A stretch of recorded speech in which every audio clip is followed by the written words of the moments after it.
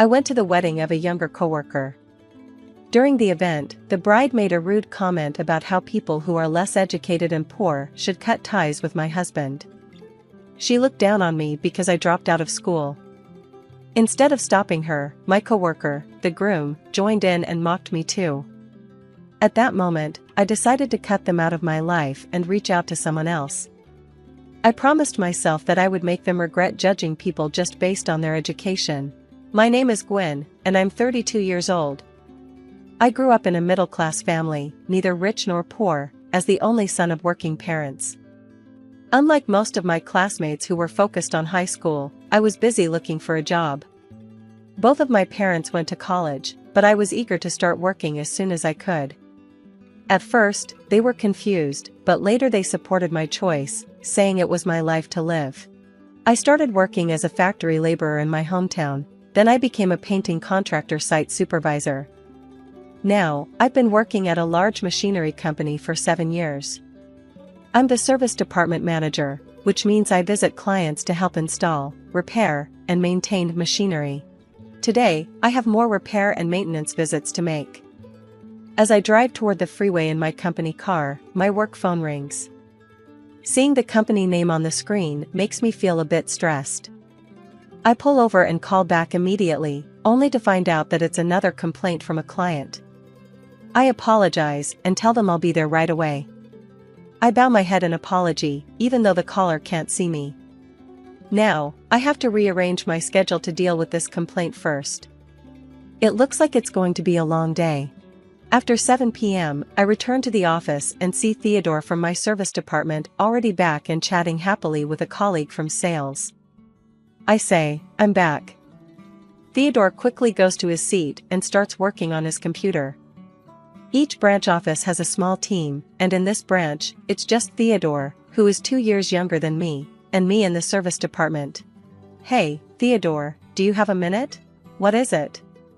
I could hear the irritation in his voice. "We got a complaint from one of your clients this morning. I would fix it myself, but we both need to go tomorrow to apologize." "Why did you leave it unattended for 2 days? I had plans both days. The CEO over there is always bossing me around. Maybe they should rethink how they treat me." As usual, Theodore just gave excuses and complained about the client. "I'm going to report this to the area manager. I had to step in and fix a client's issue. Of course, I have to report it." Theodore, without any remorse, scoffed and said, "So you're reporting on me again just because you're jealous of my education? You exaggerate things in your reports." He thinks I'm jealous of him because I dropped out of college. I graduated from a prestigious university. Theodore used to be polite and humble, but once he found out I was a dropout, his attitude changed completely. I wouldn't mind if he did his job right, but there are too many complaints from his clients, and it's a headache. The next day, we both went to the client to apologize. The client's president was aggressive and said, "What are you doing here? Your job is to fix this." I'm used to people being tough in industrial settings, but Theodore, who has no field experience, just stood there in silence. After I calmed the angry client down and talked about future improvements, Theodore finally mumbled a soft, "I'm sorry." I thought he would feel bad about it, but I was wrong. He said, "Why are field workers so uncivilized?" Instead of feeling sorry, Theodore started bashing the client. "That CEO shows how uneducated he is with the way he talks." It was embarrassing to watch. Who made a client that angry? Maybe you should reflect on your work. But my words fell on deaf ears. He replied, "You're just out of touch because you've worked in those environments. Even so, if you're going to be in this line of work, you need to get used to it," Theodore said with a mocking laugh. "What are you talking about? I only took this job to learn some mechanical skills. I don't plan on staying here," he replied. Usually, people like Theodore would work in service for 2 years before moving to sales, but he has been here for 3 years. No one would promote someone with so many complaints to a sales position. He genuinely believes the bad reports are because I'm jealous of him. If that's true, then he should focus on getting better at his service job and show some sincerity to the client. But with his bad attitude, there's no sincerity to talk about. It wouldn't bother me as much if he was at my professional level. I couldn't bring myself to say another word to him. One day, I went on a business trip to set up some machinery. The test run didn't go well because of some glitches, so I had to stay overnight to fix it. The next day, our branch had limited staff, so other local branches would help out with major tasks. While I was looking for a place to eat near the hotel, someone called out to me. "Hey, what are you up to?" I turned around to see Theodore with a woman on his arm. "Oh hey, Theodore." "Good evening," I said, greeting the woman beside him and offering my hand for a handshake. She accepted, but didn't say anything. "This is my girlfriend, Selena. She's from around here," Theodore introduced her. I felt like I had seen her somewhere before, but didn't think much of it. Theodore then invited me to dinner, and I accepted. After we ordered, Theodore started to brag, "Actually, we just got engaged. She graduated from the same college as me, and her family is pretty wealthy here. She's definitely on a fast track to success."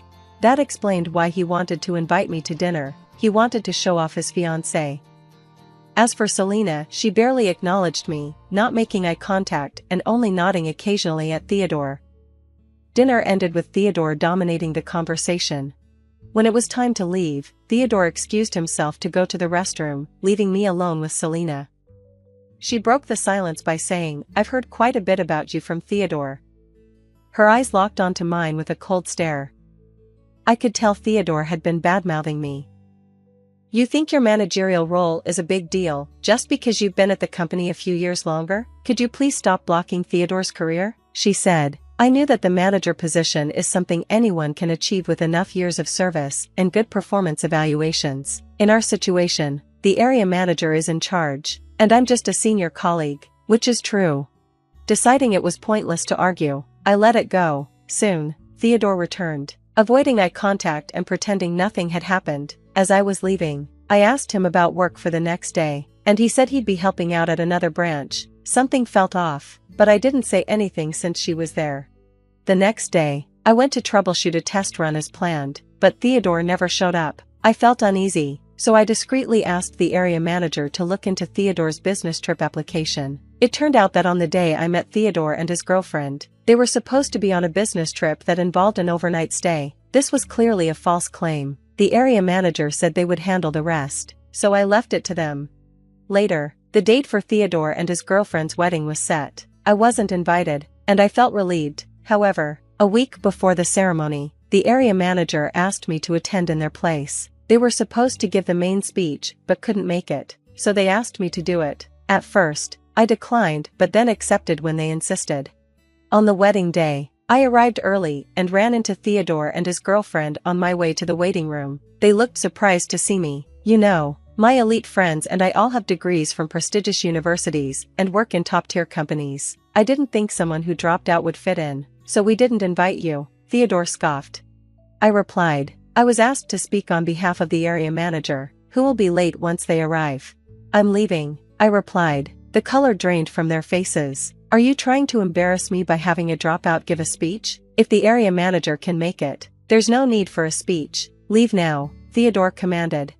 "Cut ties with my husband, you uneducated poor thing," his girlfriend added. They both laughed loudly and walked into the waiting room, leaving me stunned. A new emotion welled up in me, and my whole body started to tremble. If they wanted to sever ties, then so be it. I stayed under the radar and waited for my turn to speak. Finally, it was my turn. I took a deep breath and stepped up to the mic. Even though Theodore and his girlfriend glared at me, urging me to leave, I started my speech. "Congratulations on your wedding. If you thought I'd stick to the usual pleasantries, you're mistaken. Theodore isn't exactly commendable in his job, but since this is a celebratory occasion, I'll use only the highest praises. Top-tier graduate Theodore, you are exceptional at accumulating customer complaints at work. Your unrepentant and arrogant behavior, always blaming our clients, really shows your thick skin. I'm always impressed." "Stop it." Theodore's girlfriend stood up beside a flustered Theodore and shouted, "You're supposed to cut ties with Theodore, quit bullying him." The room started buzzing, but I continued my speech. "All I can say is Theodore is quite the trickster. He's been lying about business trips to hang out with her and claiming expenses for it. That's pretty bold and clear embezzlement. Hey, Cut it out. You're making this up, Theodore shouted, red-faced, and started coming towards me. His girlfriend also stood up and screamed, "What's your evidence for all of this? Are you insane?" The room descended into chaos, prompting the MC to nervously ask me to stop. I thought maybe this was as far as it would go. At that moment, the door swung open with a bang. The area manager and the president of the client company entered the now silent room. Theodore's girlfriend went pale when she saw the president heading straight for the bride and groom's table. "So, you're lying about wanting to quit your job to marry me? Was that a lie?" the president asked. It turned out she had been working as a hostess at the club. I recognized her, because I was once told at the club that she was the one supposed to marry Theodore. I had contacted the area manager to bring the president after realizing her true identity. "I lent you money to quit your job and pay off your debt, then you disappeared and planned to marry someone else." She couldn't come up with any excuses when faced with the calm president. Even Theodore didn't know about her working in the hostess club. Theodore stormed back to his girlfriend and confronted her. "What is going on?" he demanded. She snapped back, "You act all elite, but you're a no-good criminal, even worse than a dropout. That dropout is just jealous of me. It's all lies." The area manager quietly stepped in front of the shouting Theodore. "We have evidence of your actions, and we'll be reporting them to headquarters. You will be suspended until a decision is made." Realizing the seriousness of the situation, Theodore's face turned ashen. The president then said to her, "We'll be speaking through lawyers from now on." The once defiant woman broke down in tears. The MC wisely suspended the ceremony, and the guests were asked to leave. I left the scene with the area manager and the president. Rumor had it that Theodore and his girlfriend had planned to get their marriage certificate after the ceremony, but now that was off. Both families blamed each other and fought over the wedding costs. Theodore was fired for misconduct, and they were calculating the exact amount he had embezzled for restitution. The only downside was that the area manager also received a pay cut for poorly supervising his subordinates. Theodore had scheduled his business trips to coincide with major tasks, like machinery installations, and the area manager had approved these trips. As for the woman, she was facing fraud charges from the CEO for her fake marriage and would likely be tied up in court for a while. Of course, I cut ties with Theodore and haven't spoken to him since that day. As for me, I'm just going to continue living my life with my head held high. Hurry up and catch the culprit. And make sure the hospital takes full responsibility too. Have you contacted the police yet? No, I thought we'd wait for you to arrive and discuss it first. We will consider the hospital's response to Diana from now on. Of course, we will do everything we can. What do you mean by everything we can? Be specific. We're going to figure that out right now. There are surveillance cameras in Diana's room, right? Yes, severely injured patients who can't move on their own are usually placed in rooms with cameras in most hospitals. Since they can't press the nurse call button or call for help if their condition suddenly changes. You missed that 1 in a million chance, meaning the cameras are useless. It's impossible to monitor the cameras 24/7. But we always keep the recordings. This is so we can check what happened if there's a problem. So, if we check the cameras, there's a good chance the culprit will be on them, right? I think that's very likely. Can I see it too? How about watching it together with the police? My Diana had been in a persistent vegetative state since an accident 5 years ago. Yet, Diana is now pregnant. Overwhelmed by the situation, Timothy is constantly agitated and always confronting the doctors. This isn't getting us anywhere, so I decided to talk to the doctor instead. There are cameras in the room, so it seems like we could identify the culprit quickly by checking the footage. However, Timothy interrupts our conversation. I think checking the footage is pointless. Why? The cameras are blatantly installed in the room, right? There's no way the culprit didn't notice them. They must have taken some measures to do something so terrible. But we can't just not check. It's pointless. And even if the culprit is on the footage, do you really want to see what they did? I don't want to see that, but Timothy is right. If we check the footage, we'll see something we don't want to see. It's better to leave this to the police. We finished talking to the doctor and went back to Diana's room. At that moment, Timothy had a nasty, villainous look on his face. There was something off about Timothy during the conversation with the doctor earlier too. My trust in Timothy is crumbling. Moreover, I overhear Timothy talking to someone later. The content of that conversation was utterly unacceptable. I'm Mary. I'm 42 years old and a housewife. My husband, Timothy, is a year older and works for a company. Timothy and I were friends in a college club. Timothy was a leader that everyone relied on, admired by many girls. And I was one of those many girls. With so many rivals, many of whom were cute, I was content just to watch Timothy from afar. However, for some reason, Timothy approached me. "Why did you choose me out of all those popular girls?" I once asked him. "Mary, you get discouraged easily, right? I just couldn't leave you alone." I had always been self-conscious about my tendency to get easily discouraged. But it seemed that this personality trait worked in my favor, unintentionally activating the girl who needs to be protected appeal, a classic in romantic strategies. After a year of dating, Timothy became a working adult. Since there's only a year difference, I quickly followed suit. However, there was a big difference between being a college student and a working adult, and I felt like Timothy had become an adult first, making him seem even more reliable. In reality, Timothy, who had become a working adult first, was very reliable. I can't do it anymore. No matter what I do, I can't remember anything. I keep making mistakes, and my seniors are always angry at me. It's so hard to go to work. In my first year as a working adult, with my weak mental state, I naturally felt a constant sense of gloom.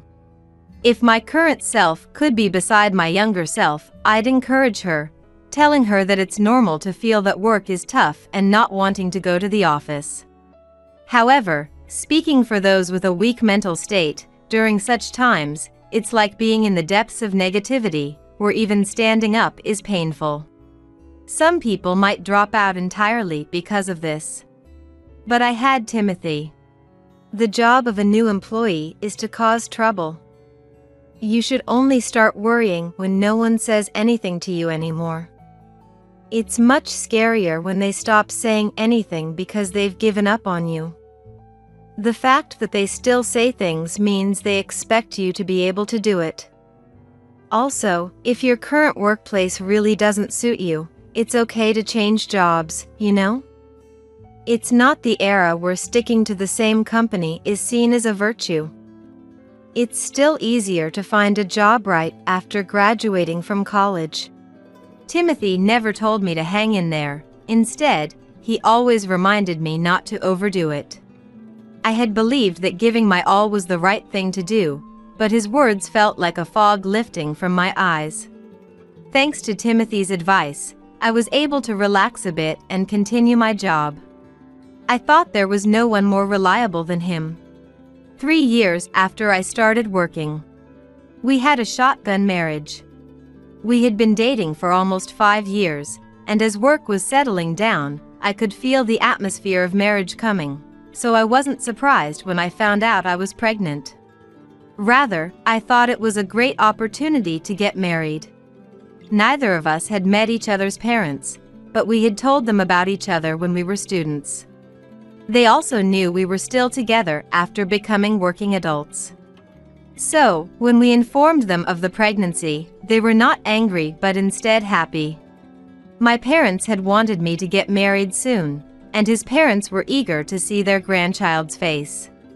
After informing our parents, I wanted to have the wedding before my belly got too big, so we hurriedly prepared for the wedding. We successfully had the wedding, and then I gave birth to our daughter, Diana. Diana. You're always so cute. Hey, she just fell asleep. Don't wake her up. Timothy was obsessed with Diana. Because of this, he would rush home from work at lightning speed and wouldn't stay more than 3 feet away from Diana on weekends. He doted on Diana so much that I often worried he might spoil her too much.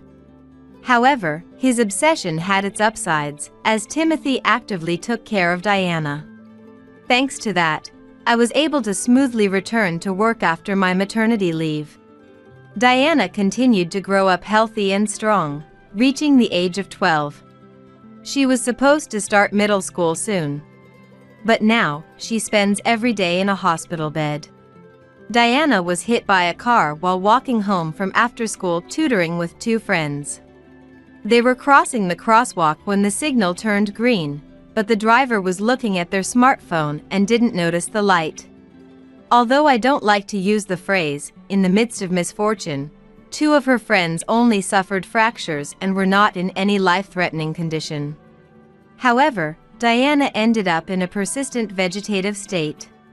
Her eyes are open, but she has no cognitive function and cannot move her body at all.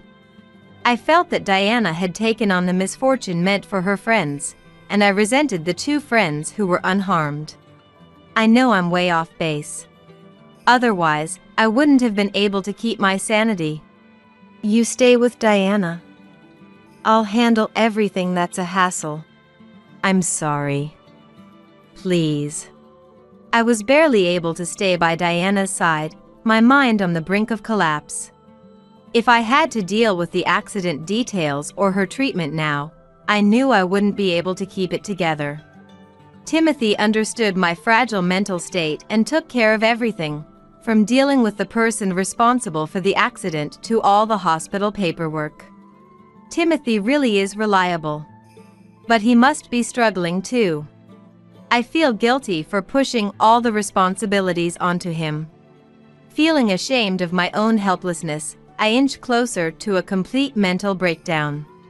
After some time, Diana's compensation was paid out. This money was to be used for Diana's future living expenses, so Timothy set up a separate account. The account Timothy showed me had tens of millions of dollars listed. Normally, this would be an enormous amount of money. This money ensures that we don't have to worry about Diana's immediate needs. While I'm grateful for it, looking at those figures fills me with emptiness. So, we'll pay for her hospitalization and other expenses from here. That's how it will be.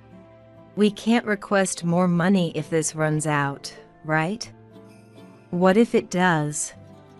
Can we cover Diana's hospital bills with our income?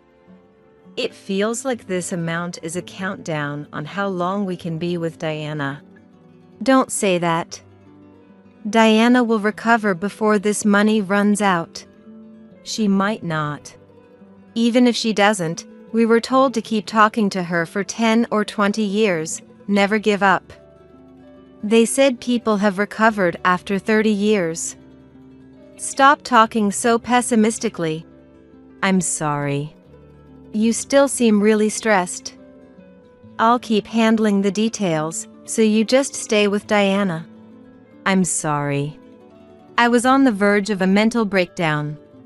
There was no way I could work in this state, so I quit my job to become a housewife and stay by Diana's side. But honestly, I didn't do much around the house, so it was more accurate to say I was unemployed. I stayed with Diana all the time, while Timothy continued working. At first, Timothy would visit the hospital every day after work. But after a while, he started coming less often, and my frustration with him grew. A year after Diana's accident, my frustration reached its limit. Why don't you come to the hospital more? Don't you care about Diana? You come home smelling of alcohol. What are you thinking? I unleashed a year's worth of pent-up frustration on Timothy.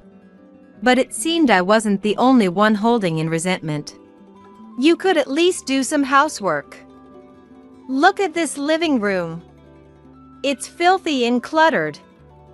It's not just here, it's the whole house. I'm coming home late because you don't cook, so I eat out. And you're not the only one hurting over Diana. Can't I escape with a little drink? I was clearly in the wrong. Timothy's shouting snapped me back to reality. Looking around, I finally saw how dirty the room was. I'm sorry. I'm not the only one suffering, am I? And I've been selfish, dumping everything on you. I apologize for yelling. You were right, Mary. I haven't been going to the hospital as much as I should have. From now on, I'll make more of an effort to visit Diana. By airing out our grievances, we both felt a sense of relief. This clarity allowed us to reflect on our actions, renewing our determination to work together for Diana's sake. Timothy had not been visiting the hospital for a few months, but he began coming 2 or 3 times a week. I started managing things at home and took up a part-time job. However, the hospital dealings were complicated and, having missed the initial explanations, I couldn't grasp everything. Thus, I left those responsibilities to Timothy. In return, I took charge of everything else. For a while, this arrangement worked. But soon, problems began to surface again. You didn't visit the hospital this week, did you? You missed last week too. Is work keeping you that busy? Yeah, it's been really hectic. That's why I'm getting home so late. Timothy had stopped visiting the hospital again and was coming home late. Although he claimed work was the reason, he often smelled of alcohol when he came back. While it would be easy to voice my frustrations again, I understood that Timothy had his struggles too. Given the circumstances, it was understandable that he might be experiencing emotional ups and downs. Being someone who often dealt with my own emotional fluctuations, I could empathize with Timothy's feelings. I believed that in time, he would start visiting the hospital again. With that in mind, I decided to watch over Timothy. However, this meant I couldn't rely on him for support during his low periods. I continued going to the hospital daily and working part-time. Gradually, I adapted to the routine, but my tendency to overdo things led to me falling ill. You never change, do you? I'm sorry. No, I'm the one who broke my promise to visit the hospital. From now on, I'll go on weekends without fail. You need to take a break. But you're the one working more. Everyone has different limits. It's not about who works more. If you don't overdo it and rest properly, you won't get sick like this. Plus, if you go to Diana looking exhausted, she will worry about you. You're right.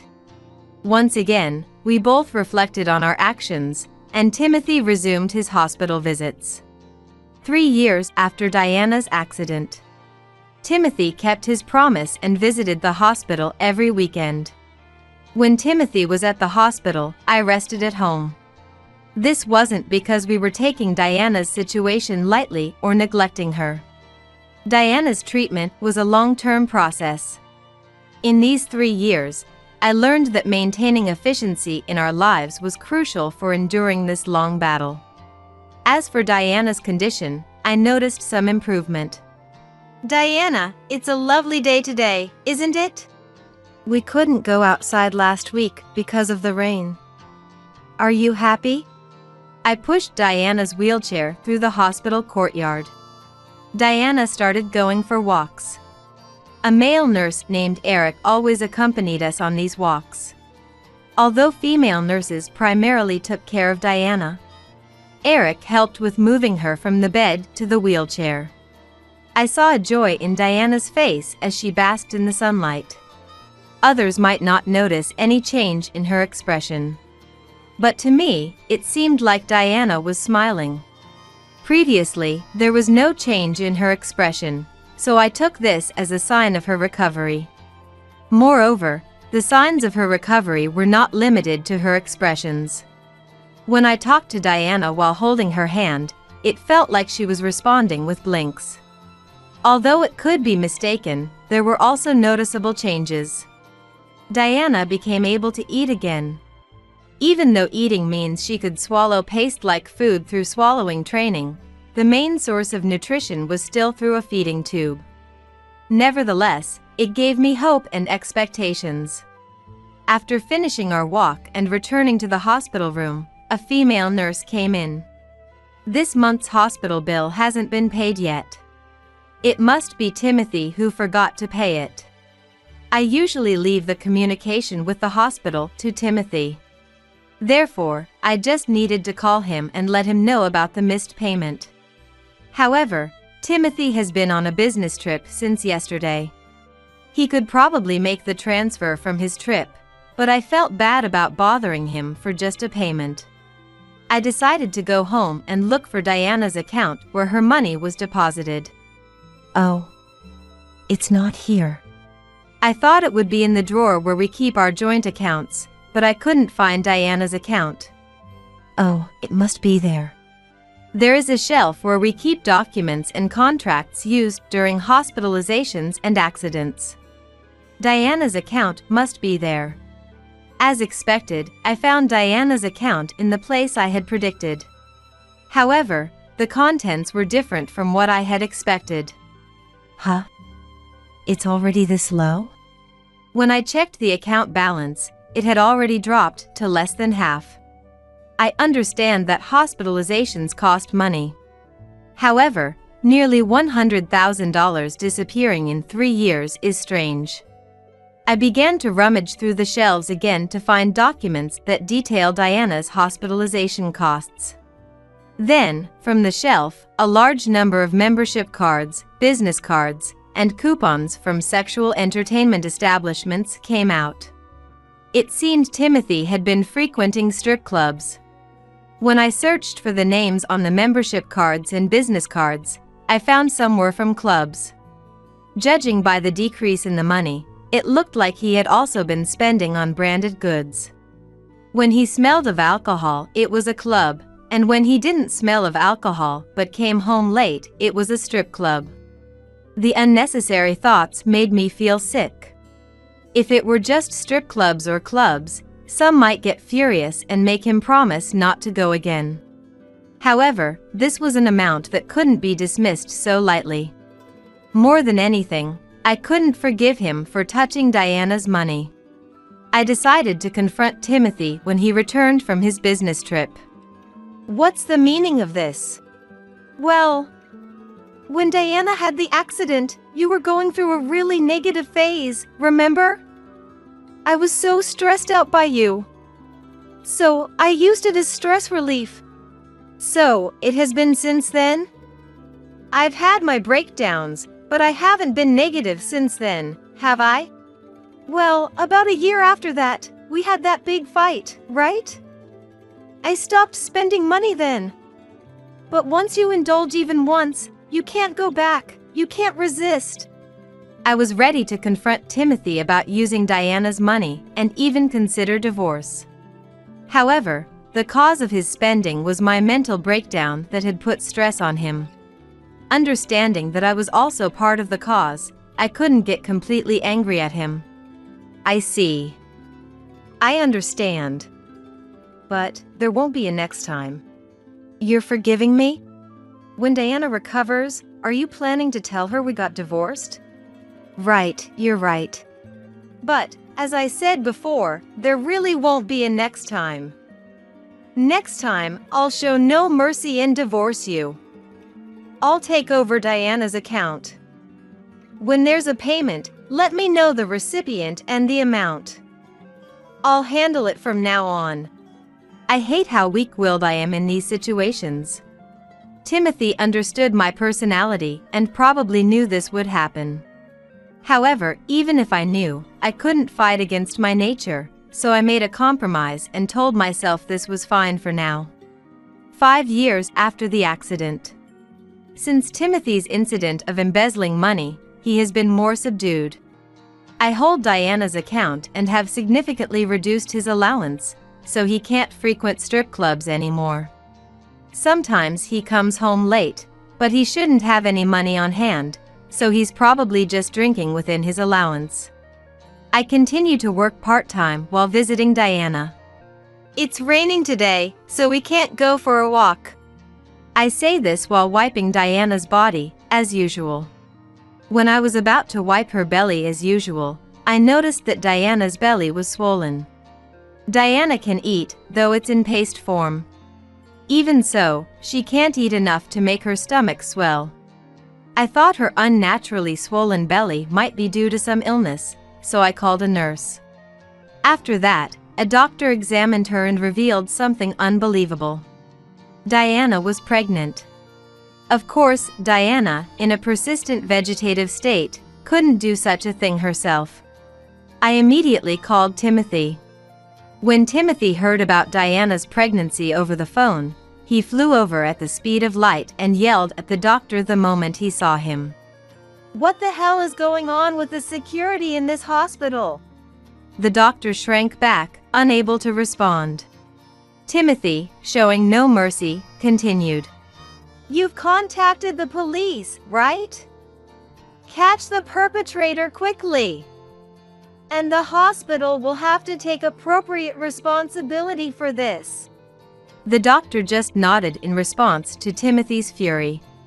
Timothy's anger was justified, and I was angry too. However, just yelling wouldn't solve anything.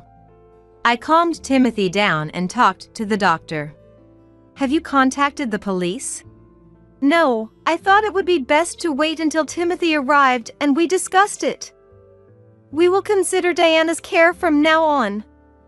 Of course, we will do everything we can. What do you mean by everything we can? Be specific. We're going to figure that out right now. I stopped Timothy, who was getting unnecessarily confrontational, and continued the conversation. There are surveillance cameras in Diana's room, right? Yes, I believe we informed you when she was admitted. Those cameras are for security, but also to monitor the patient's condition. Patients who are severely incapacitated and can't move on their own are often placed in rooms with cameras in most hospitals. Since they can't press the nurse call button or call for help in case of sudden changes. You're missing the point of having cameras if you can't catch something like this. I was getting tired of having to stop him all the time, so I glared at Timothy to make him quiet. We can't monitor the cameras 24/7, but they are always recording. It's to check what happened in cases like this. So, if we check the cameras, there's a chance the perpetrator will be on them, right? I think that's quite possible. Can I see it too? How about checking with the police? This made me feel a bit relieved, thinking the perpetrator would be caught soon. However, Timothy ruined it. Checking the footage will be useless. Why? The camera is right there in the room, isn't it? The perpetrator wouldn't miss that. They must have done something to avoid it before committing such a horrible act. But we can't just not check. Checking is pointless. Besides, even if the culprit was caught on camera, do you really want to see what they did to Diana? No! I don't want to see that. In that case, leave it to the police. We should focus on the hospital and what comes next. Just like always, you stay with Diana, and I'll handle things with the hospital. Let's wait for the hospital to give us their best response. Considering their lack security, we should expect significant action from them.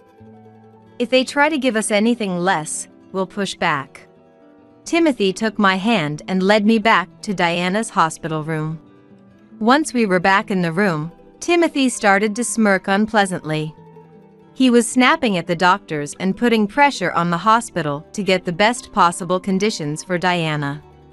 With a mixture of fear and hope that I wouldn't hear the answer I dreaded, I cautiously asked Timothy, "Are you planning to get money from the hospital?" Of course, isn't that obvious? Are you saying you don't want it? It's not that. I think we should get what we rightfully need, but watching you, it feels like you'll demand more than that. And what's wrong with that?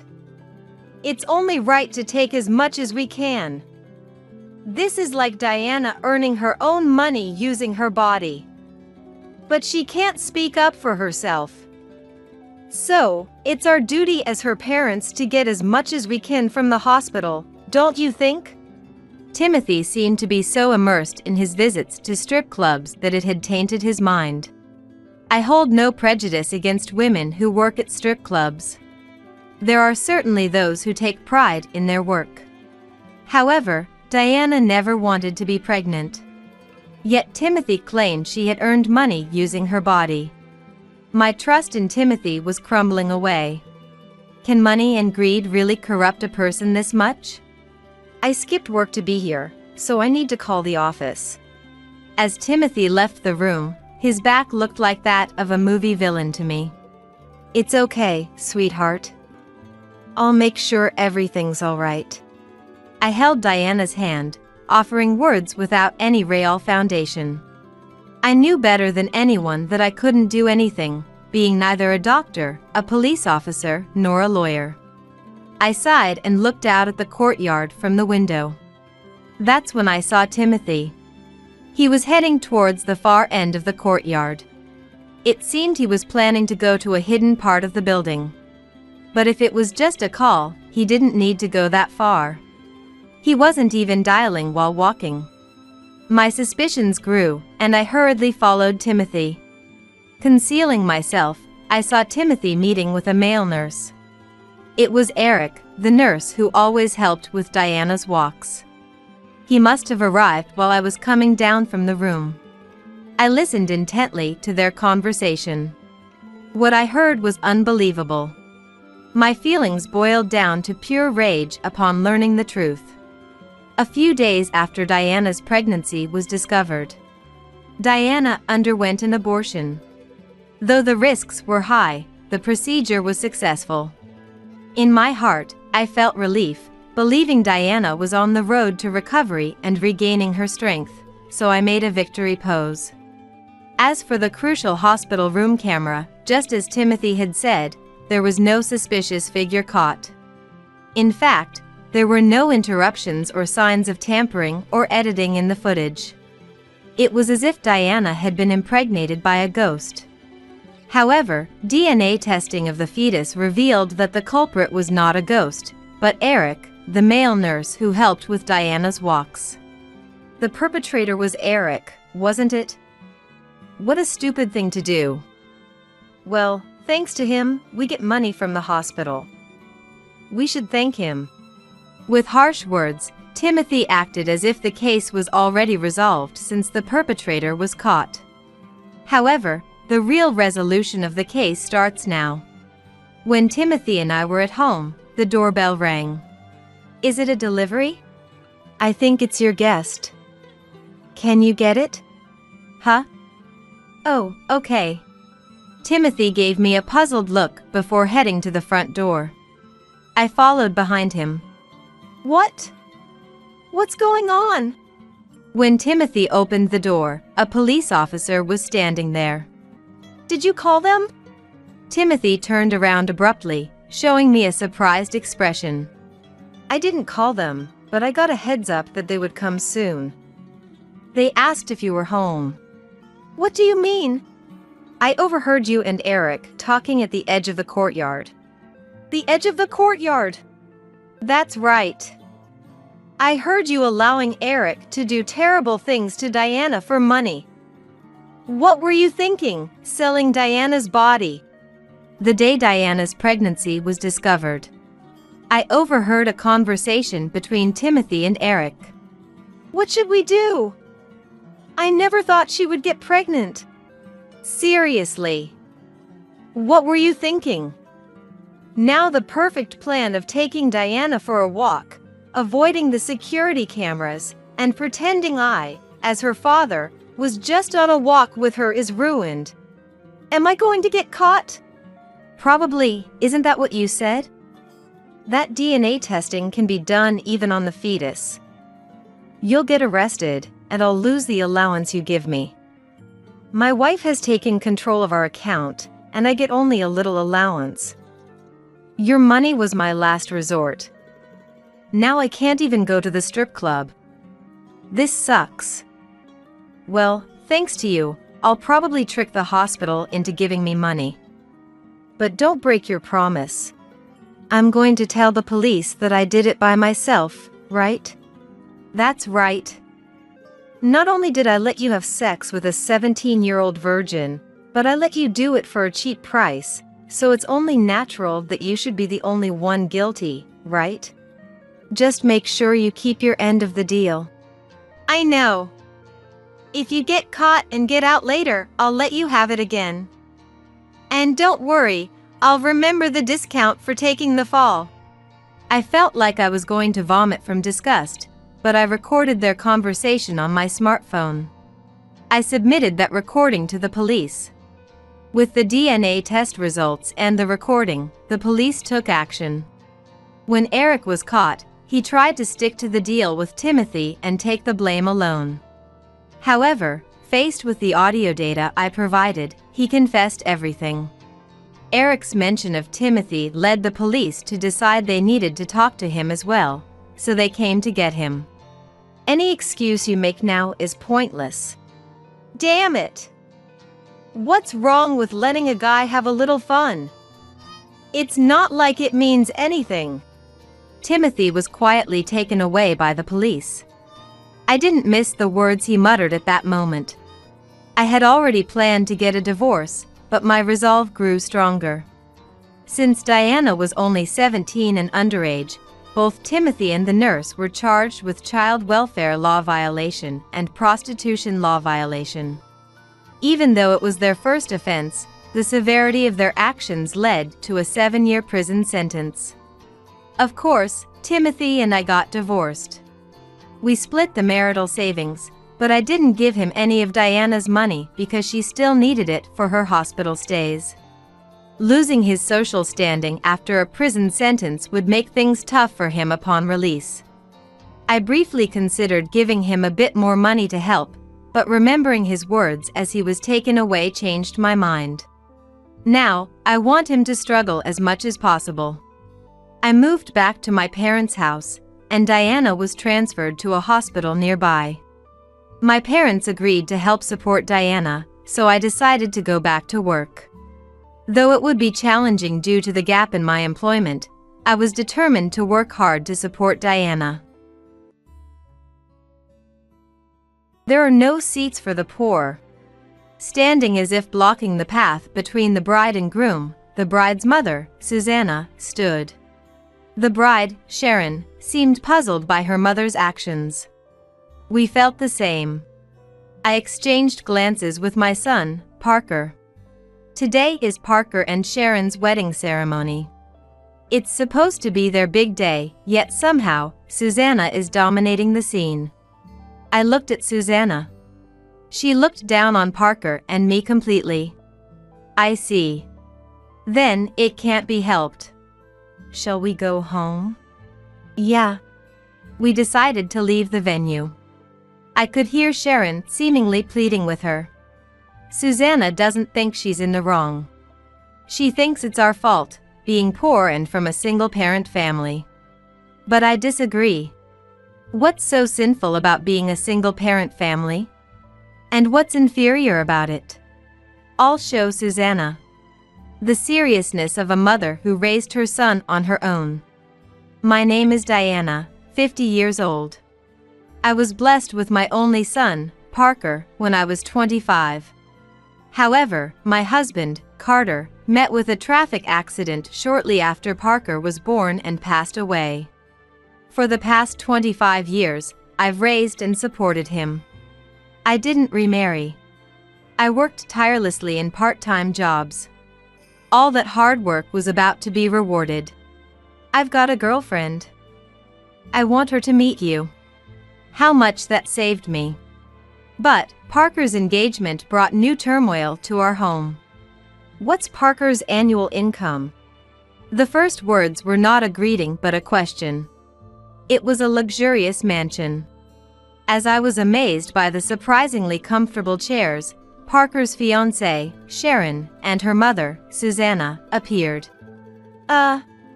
As Parker hesitated to reveal his income, Susanna snorted arrogantly. Is that all? Mom! Please stop. Sharon frowned. I must have had a similar expression. My honest opinion was that Susanna was rude. Thank you for coming today, Sharon said, trying to smooth things over. I've made tea with my favorite brand. Don't bother. These people wouldn't know the difference anyway. Mom. Sharon looked hurt. Parker, sitting opposite Sharon, said, Maybe I can't tell the difference in taste, but I want to hear what she wants to say. Parker, thank you. Finally, a smile appeared on her face. Susanna watched the exchange between the two with a look of annoyance. She doesn't seem to approve of their relationship. May I have a moment? What is it? I was beckoned by Susanna to another room. Apparently, she didn't want to cause Sharon any more discomfort. That meant the upcoming conversation was bound to be pointless. What nerve! Pardon? Your son. How dare he propose to my daughter with such a low income? Susanna raised her voice hysterically. I was speechless. Parker graduated from a fairly well-known university, and his job is not bad. And he met Sharon at his workplace. Meaning, in terms of income, they are not inferior. Yet, she unilaterally treats him as the bad guy. The heir to this house is her brother. So, she will eventually marry and leave this house. So, that's your dissatisfaction? Of course! Her face turned red with excitement. I had a detective check. You are a single-parent family. And what of it? I tilted my head. I've never felt inferior for being a single-parent family. Sure, there were days when I came home late. Those times, I might have made Parker feel lonely. But as a result, he grew up to be a fine person. I'll protect Mom for all the hardships we've faced. I'll never forget him saying that on his 18th birthday. True to his word, he has been striving. He went to university on a scholarship, always keeping his grades at the top. After graduating, he got a job at his current company. He's my pride and joy. I couldn't just stand by when someone spoke ill of Parker. Excuse me, but you must have irresponsibly had a child and then been abandoned by the man. How despicable. You're the one with a terrible imagination, I said, my fist trembling. Susanna frowned. What did you say? How can you only imagine such vulgar things? What's in your head is much worse. I won't allow any more insults to my wife. A low, growling voice sounded. Looking up, an elderly man was standing at the entrance of the room, glaring at us. Carl! Susanna cried out and ran to the man. He embraced Susanna with a sloppy smile. It seems this man is Susanna's husband, Carl. Susanna wore a triumphant smile. She seems to believe that being married somehow makes her superior. Listen, Carl. Yes, I understand. Carl, who had been speaking to his wife in a saccharine tone, suddenly changed his expression and glared at us. If you continue to insult my wife, I will have to call a lawyer. It was you who started criticizing my son unilaterally. I appealed. But it was useless. Carl, smitten with his wife, saw me as an enemy. So, someone like you is going to be part of my daughter's family. Sharon has poor judgment in people. Yes, indeed. The couple looked down on Parker and me together. As I was at a loss for words, footsteps could be heard. Stop it, both of you! Sharon. I thought it was strange that you suddenly disappeared, so I came looking for you. Parker said with a voice trying to suppress his anger. Sharon, I'm sorry. We're going to leave now. Parker. Sharon looked down, seeming lonely. Parker momentarily made a face as if he was about to linger, but then he quickly changed his expression. "Let's go, Mom." "Yes." Parker took my hand and started walking. Susanna's voice was thrown at our backs.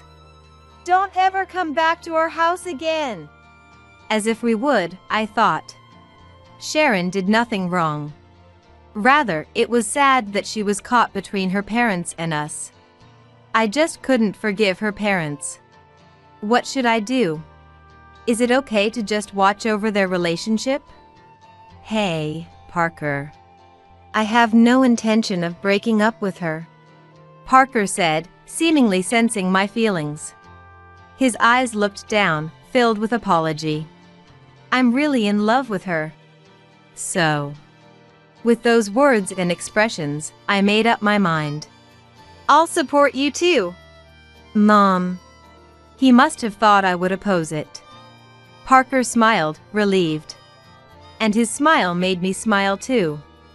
I've been quietly watching over their relationship. Since then, we haven't met her parents. Sharon seems to avoid the topic, and when she comes to our house, she talks about other things. Naturally, Parker leads the conversation. He makes sure not to immerse themselves in their own world, always including me in their talks. I'm very grateful for that. Mom, about the venue. The venue? What about it? I tilted my head, and the two exchanged looks. Mom, get it together. We just talked about it. About our wedding ceremony. The wedding ceremony? I exclaimed foolishly. So, you're finally getting married? Although our parents are against it, it's our life. Sharon seemed complicated, but determination was at the root of it. Sharon had chosen to walk through life with Parker. As a mother, could there be anything more gratifying? I think highly of Sharon. If she can support Parker as his wife, there's nothing more reassuring. I was teary-eyed. Parker noticed and panicked. Mom. Sorry, I know it's too early to cry, but... I hastily wiped away my tears. Sharon offered me a handkerchief. A white handkerchief with scattered light blue clovers. Diana. Thank you. I was happy. Having such a kind son and his bride by my side.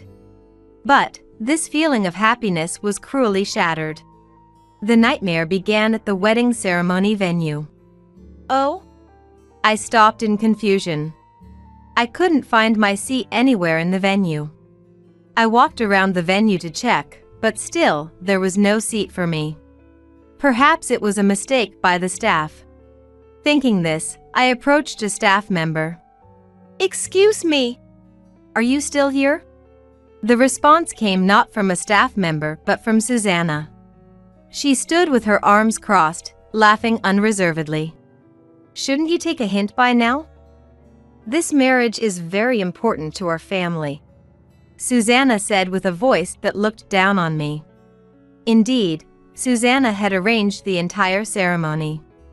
All of Sharon's preferences were rejected, and Parker's opinions were ignored. Mom, wait. Sharon and Parker approached, looking concerned. Susanna stepped between them, standing protectively like a mother shielding her children, blocking the bride and groom. And then she said those words. There are no seats for the poor. Ah, I see. So, there was never a seat for me from the beginning. Understanding this, I was filled with a sense of emptiness. Shall we go home? Yeah. Parker took my hand and we started to leave. Sharon seemed to be pleading with her mother. But Susanna remained unfazed. Thus, the nightmare of a wedding ceremony ended. As we got into the car, Parker received a call on his mobile phone. It was from Sharon. Are you two okay? Yeah, sorry for leaving you alone there. It's not your fault. It's my parents' fault. Her voice was clearly dejected. Parker must have wanted to stay by her side. I lifted my face and said, "Stay with Sharon." But I can go home alone. I tried to remember how to smile, but my expression was stiff. Sorry. After hesitating, Parker went back to the venue. Driving home, I wondered, what's so wrong with being a single-parent family? Susanna had mentioned hiring a detective. If so, she didn't understand anything about him at all. But maybe that's for the best. I realized then what I was about to do. It's clear. I will give that hateful woman what she deserves. I have all the cards in hand. Susanna must have only paid attention to what was convenient for her, so she hadn't noticed. I returned home and waited for him. Parker came back with Sharon. "I'm sorry about my parents." "It's okay." I had regained my calm demeanor. The two seemed relieved. Looking at each other with reassurance, I said, "I'll contact Walker." "Eh?" Parker's smile faded. Sharon looked puzzled. "What's wrong?" "Walker is my grandfather. He's the president of the Woodward Company." Such. Sharon seemed to understand the situation. She spoke in a flustered manner. "Is there no other way? We've reached our limit," I said in a low, moaning voice. "Walker promised me when Carter passed away. He said if there was ever any trouble, he would definitely help." That's right. The day Carter was in an accident and never returned. "Do you want us to take Parker in?" It must be hard for a woman alone. Walker, Parker's grandfather, my father-in-law, had offered. But I had shaken my head. "I will raise him by myself." So be it. Walker had promised. The moment to fulfill that promise had finally arrived. Dad was supposed to be the successor of the company, Parker said, looking down. "That you were the grandson of the president." I kept quiet because I didn't want to be judged by Grandpa's prestige. "I understand that, but I wished you had told me." Sharon's voice had completely fallen. It's not surprising. The Woodward Company is a globally renowned corporation. Having someone with such a company as their backing, Susanna has made an enemy. They're finished. The retaliation began immediately. "Our business partners are withdrawing one after another, it seems." So, I nodded without surprise. Since then, Sharon had returned home only once to collect her belongings and hadn't returned to her parents' house. She's essentially living at our house now, helping with household chores wherever she can. But the look on her back is far from that of a blissful new bride. Right now, she is caught between her family and her marriage. It must be hard for her. Parker is worried about her exhausted state. He buys her favorite sweets on his way home from work and listens to her feelings now and then. If this continues, my family will be left homeless. There's nothing we can do about it. I sighed back at the tearful Sharon. Walker accepted me, someone who didn't match his family's social status or education, as his son's wife. It was a testament to his trust and love for his child, who had made his own choice. That is. She hesitated. Her family condemned her for being from a single-parent home, treating it as a fault. They looked down on Parker for not being suitable for their family. But what is the reality? Such. That poor-looking man is the grandson of a big company's president? Impossible! Shouldn't you apologize now? Don't say stupid things. The conversation between her parents that Sharon overheard when she went home to collect her things was just like that. However, since that was the only time she went back, what her parents talked about after is unknown.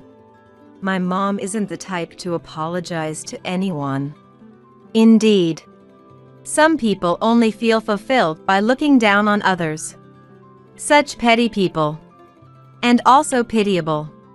What if you suggest apologizing to your family? It's impossible. Or rather, it would be pointless. Doing that would only make my mom more stubborn. What a troublesome person. He was frustrated. Sharon, too, shook her head sadly. It seemed there was no solution for them to improve the situation. Nor did I have one. Or rather, I had no intention of stopping it. They were intoxicated with power. Looking down on others. Unafraid to trample on those around them. And by misjudging who to look down upon, they are now on the receiving end. It was only a matter of time before they were crushed by power. What would they do then? If they're as competent as they boasted, they'll manage on their own. Diana. Sharon finally broke into tears. Mom, that's enough, isn't it? Maybe it's time to call Grandpa. Just then, Sharon received a call on her mobile phone. Sharon looked up, wiping her tears to check the notification. Her eyes widened in surprise. Mom. Go ahead. They might have their reasons too. Yes. I encouraged her, and Sharon reluctantly answered the call. A loud voice could be heard from the phone even from where I was. You traitor! Running away as soon as our family is in danger. Aren't you ashamed? I'm not running away. Sharon sounded somewhat indignant. Understandably so. She hasn't run from anyone. Yesterday and today, she's been facing reality. Worrying about her family while choosing to stay with us. Not to ingratiate herself with us, but to stop me. Sharon became more assertive. Mom, do you see now? Judging people superficially is what led to this, right? Don't act like you understand. The voice of Susanna, furious. Sharon, in contrast, was calm. Maybe her suffering has given her something to think about. Why did you have to be so cruel? I wanted to get along with my new family. But you couldn't do that.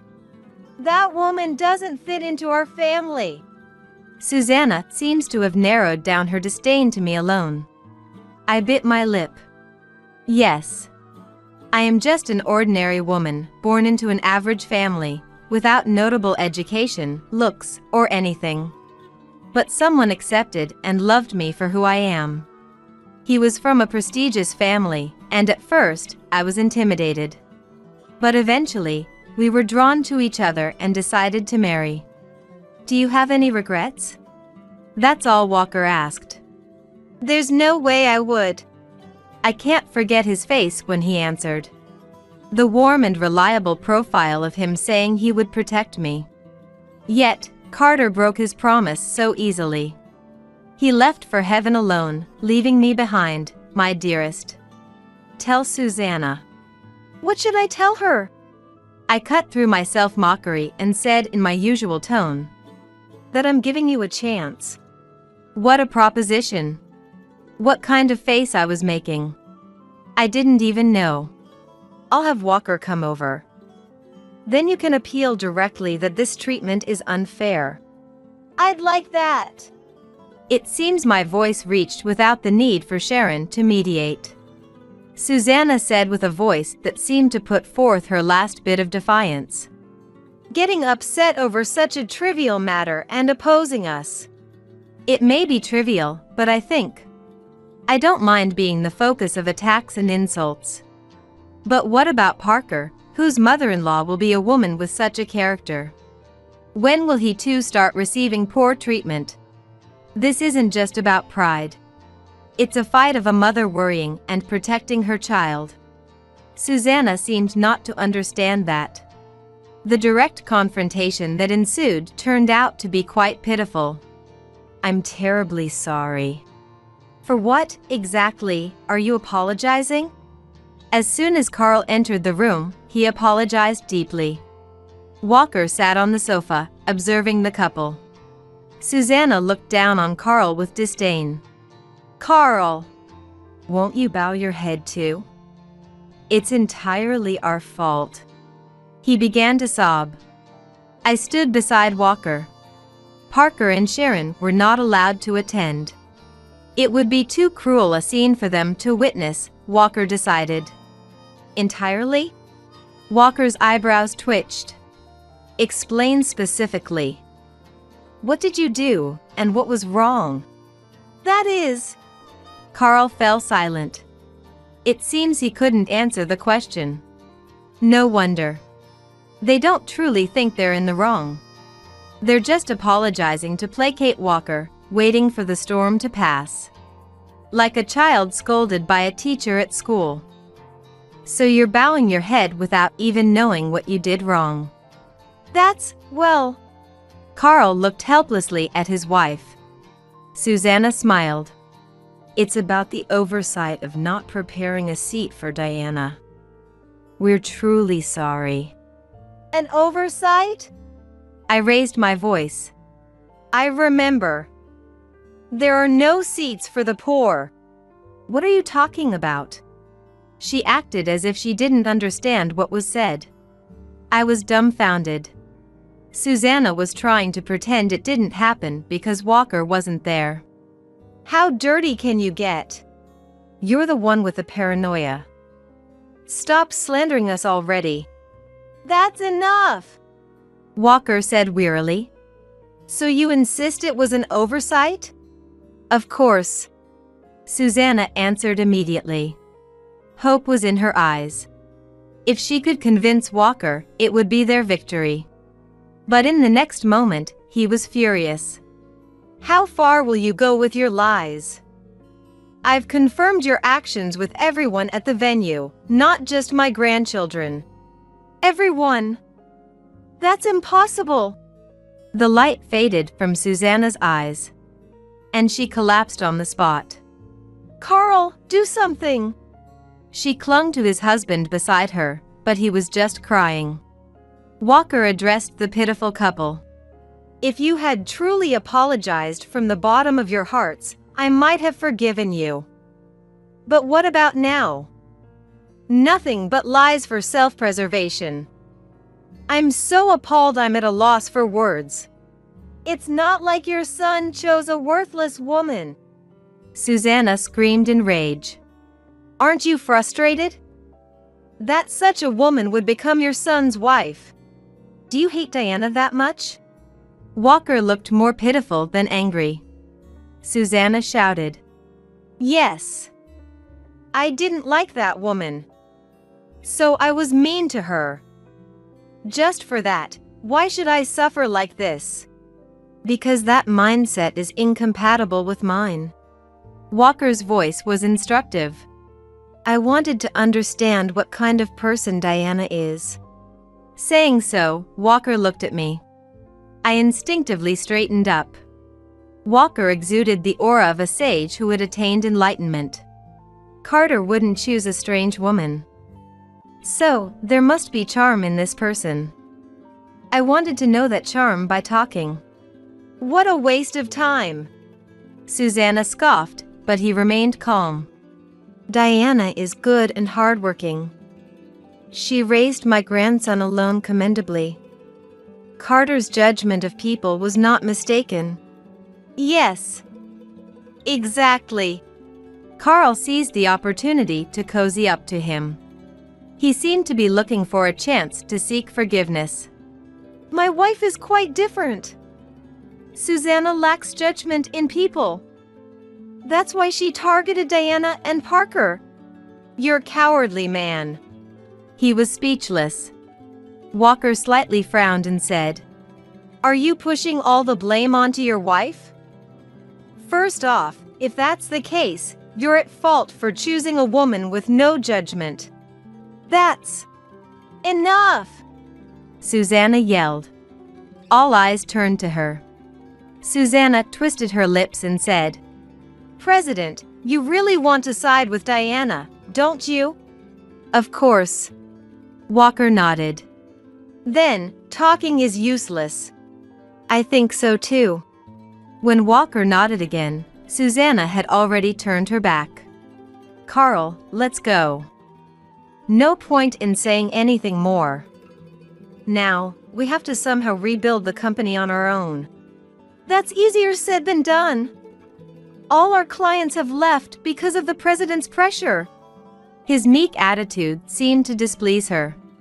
She says in an irritated voice, Then we'll find new clients. That's impossible. He was dragged away as he left. Left behind, I sighed. Thank you, Walker.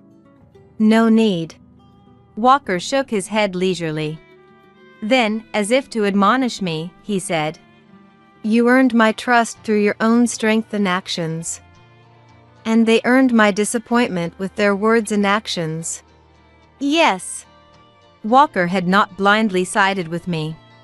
It was my actions that gained his trust, to begin with.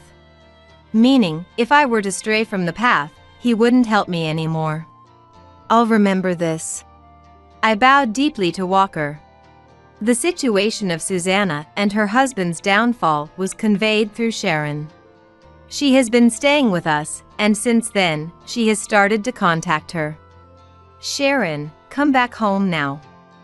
You need to help with the business. No, Mom.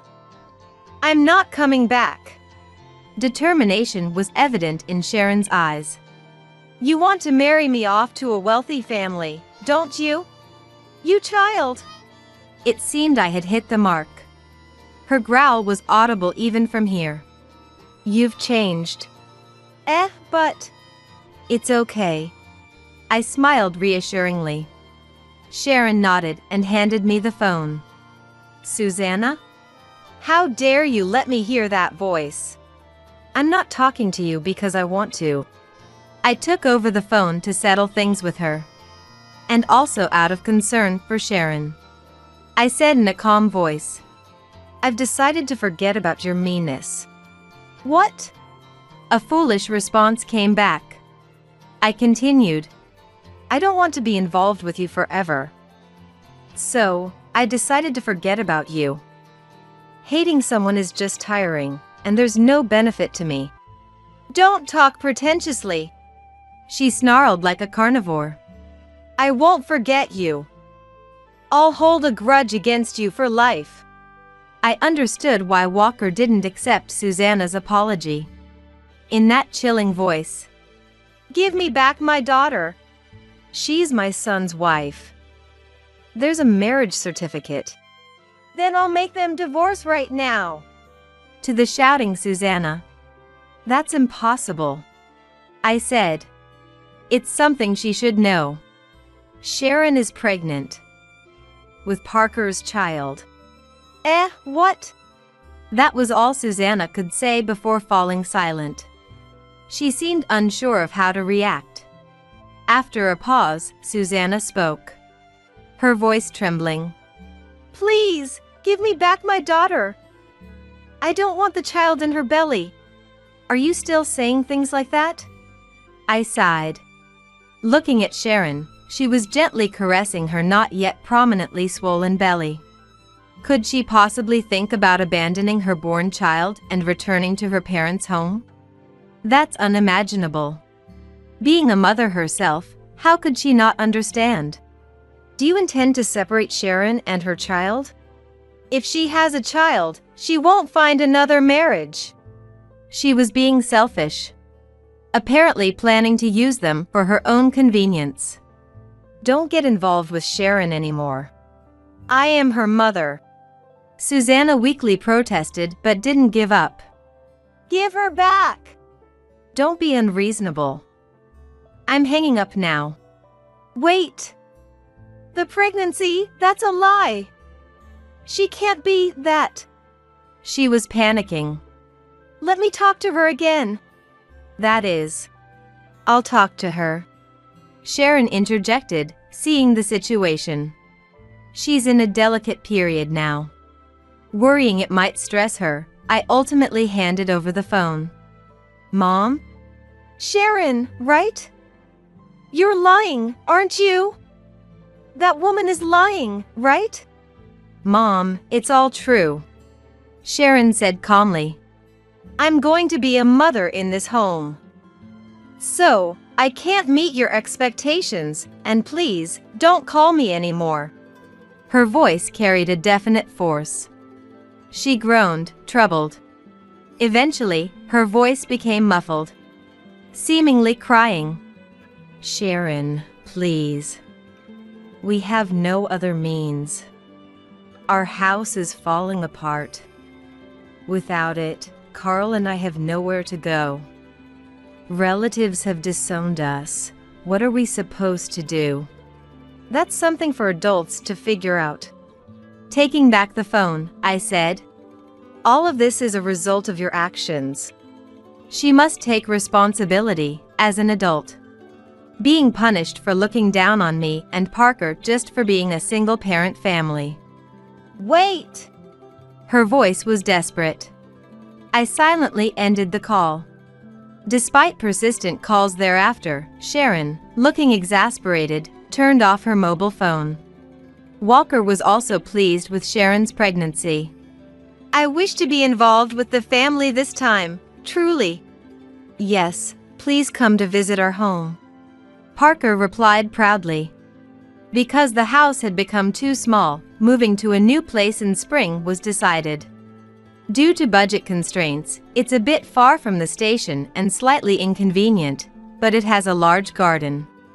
A home where dreams of home gardening and various flowers expand.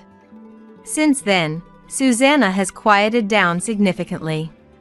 Occasionally, Carl contacts Sharon, but it seems only to vent about the failing company and his grievances towards Susanna.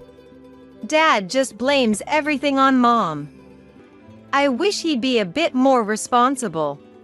Yeah, especially now that he's going to be a grandpa, Parker said with a laugh. Sharon smiled too. Seeing their harmonious relationship fills me with contentment. Life in the new home was going smoothly. I quit my job to focus on homemaking. Sharon worked until her belly grew considerably, but is now on leave for childbirth at home. The baby born was a girl. Christina, it's such nice weather. The flowers are beautiful too. Sharon smiled at her, and the baby in her arms smiled back. Christina, named so, resembled her father more. Christina, which do you like more, flowers or Mom? She smiles looking at both. No, she's happy because her mom is beautiful. Don't say such flattering things. Parker made Sharon laugh. Can I hold her too? Yes. I lifted my granddaughter Christina into my arms. She was a tiny life, newly born.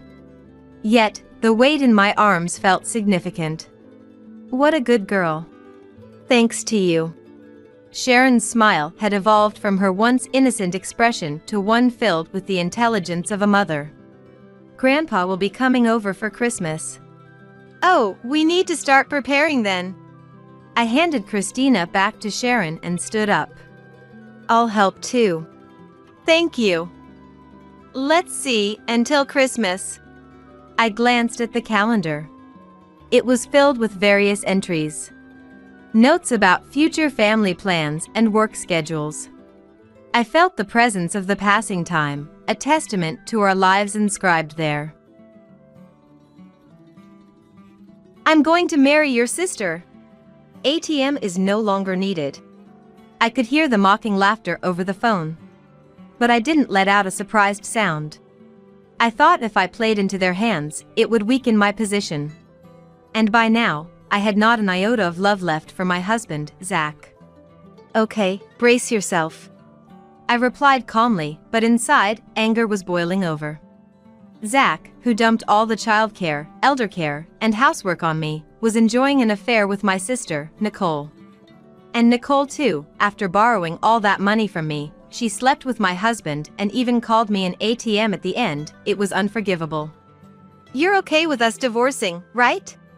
When Zach pressed me, I simply nodded yes. On the other end of the phone, the two of them cheered. Enjoy it while you can. There's no way they won't get their comeuppance for belittling me like this. I bit my lip hard. My name is Maggie. I'm 60 years old, living with my husband Zach, who's 5 years my senior. Our son, Alan, is 30 this year, already independent and out of the house. I was working part-time at a grocery store until recently, but due to the recent surge in prices, I was forced into early retirement for cost-cutting. The manager, who was very kind since I worked there for many years, even gave me a severance package despite being part-time.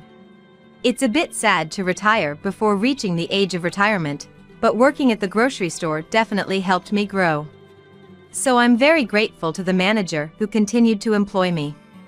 One might think I'm set for a slow life in retirement, but actually, I'm having some domestic issues. Well, more with Zach than with the household. With our loveless and distant marriage, I'm very anxious about living together for many more years. Why did it come to this? Let me start from the beginning. I met Zach over 40 years ago. Back then, I was a student job hunting, talking to various industry veterans. Most of them were seniors from the newspaper club I was part of.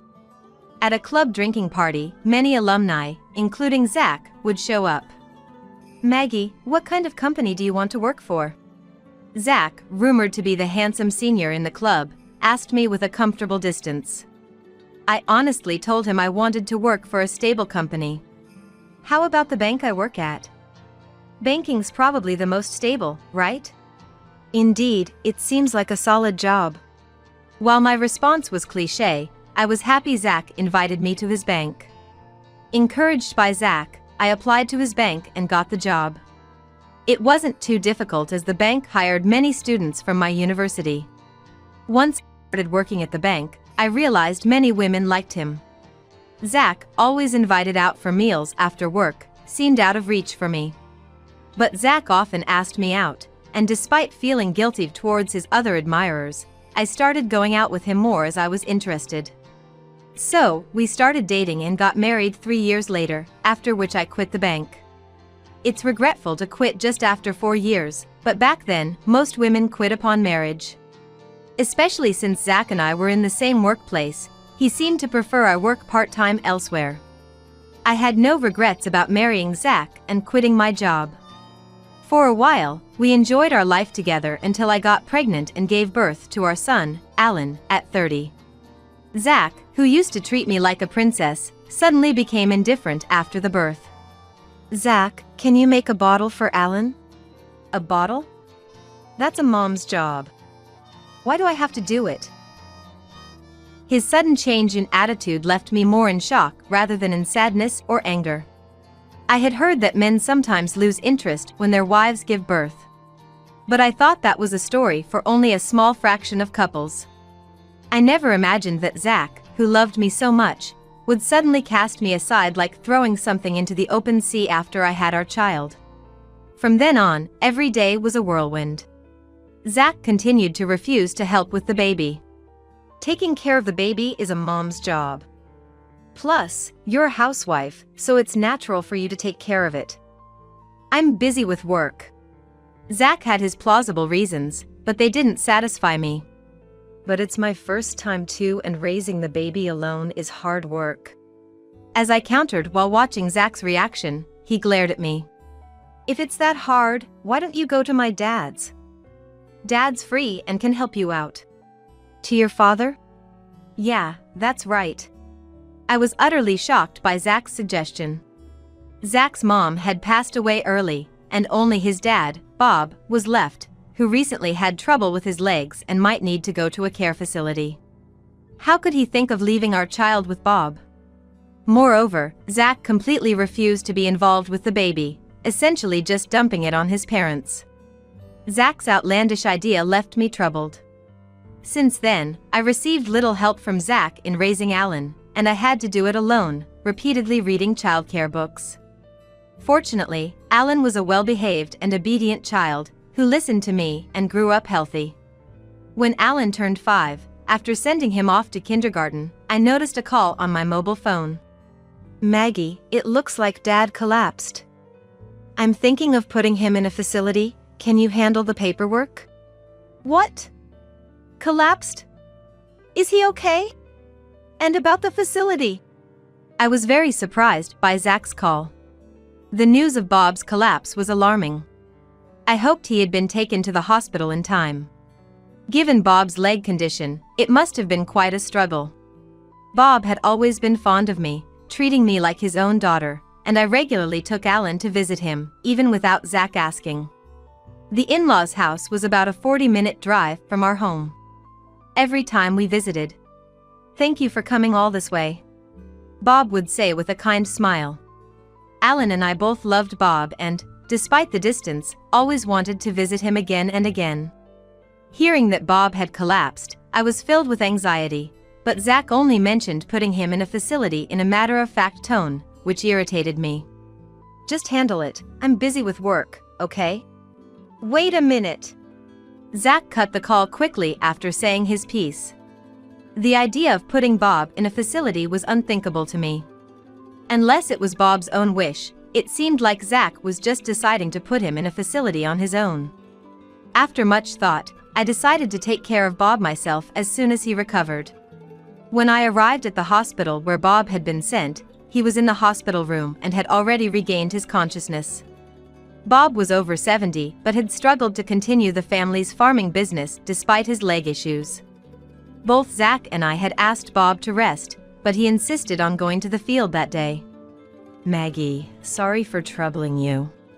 "No, please, just don't strain yourself anymore." "All right." It seemed Bob had learned his lesson this time and stopped going to the field after being discharged. Bob's field was no longer used for crops, leaving only an empty land. Though it could be revived with care, the land would probably be passed on to Zach, his only son, who I doubted would take up farming. I felt sorry for the neglected field but thought it was for the best if it meant Bob wouldn't strain himself further. After that, I started caring for Bob, visiting the in-laws' house about 3 times a week. I also began working part-time at the grocery store around that time, juggling work, childcare, caregiving, and household chores. For childcare, I switched Alan from kindergarten to daycare with extended hours, managing to make time.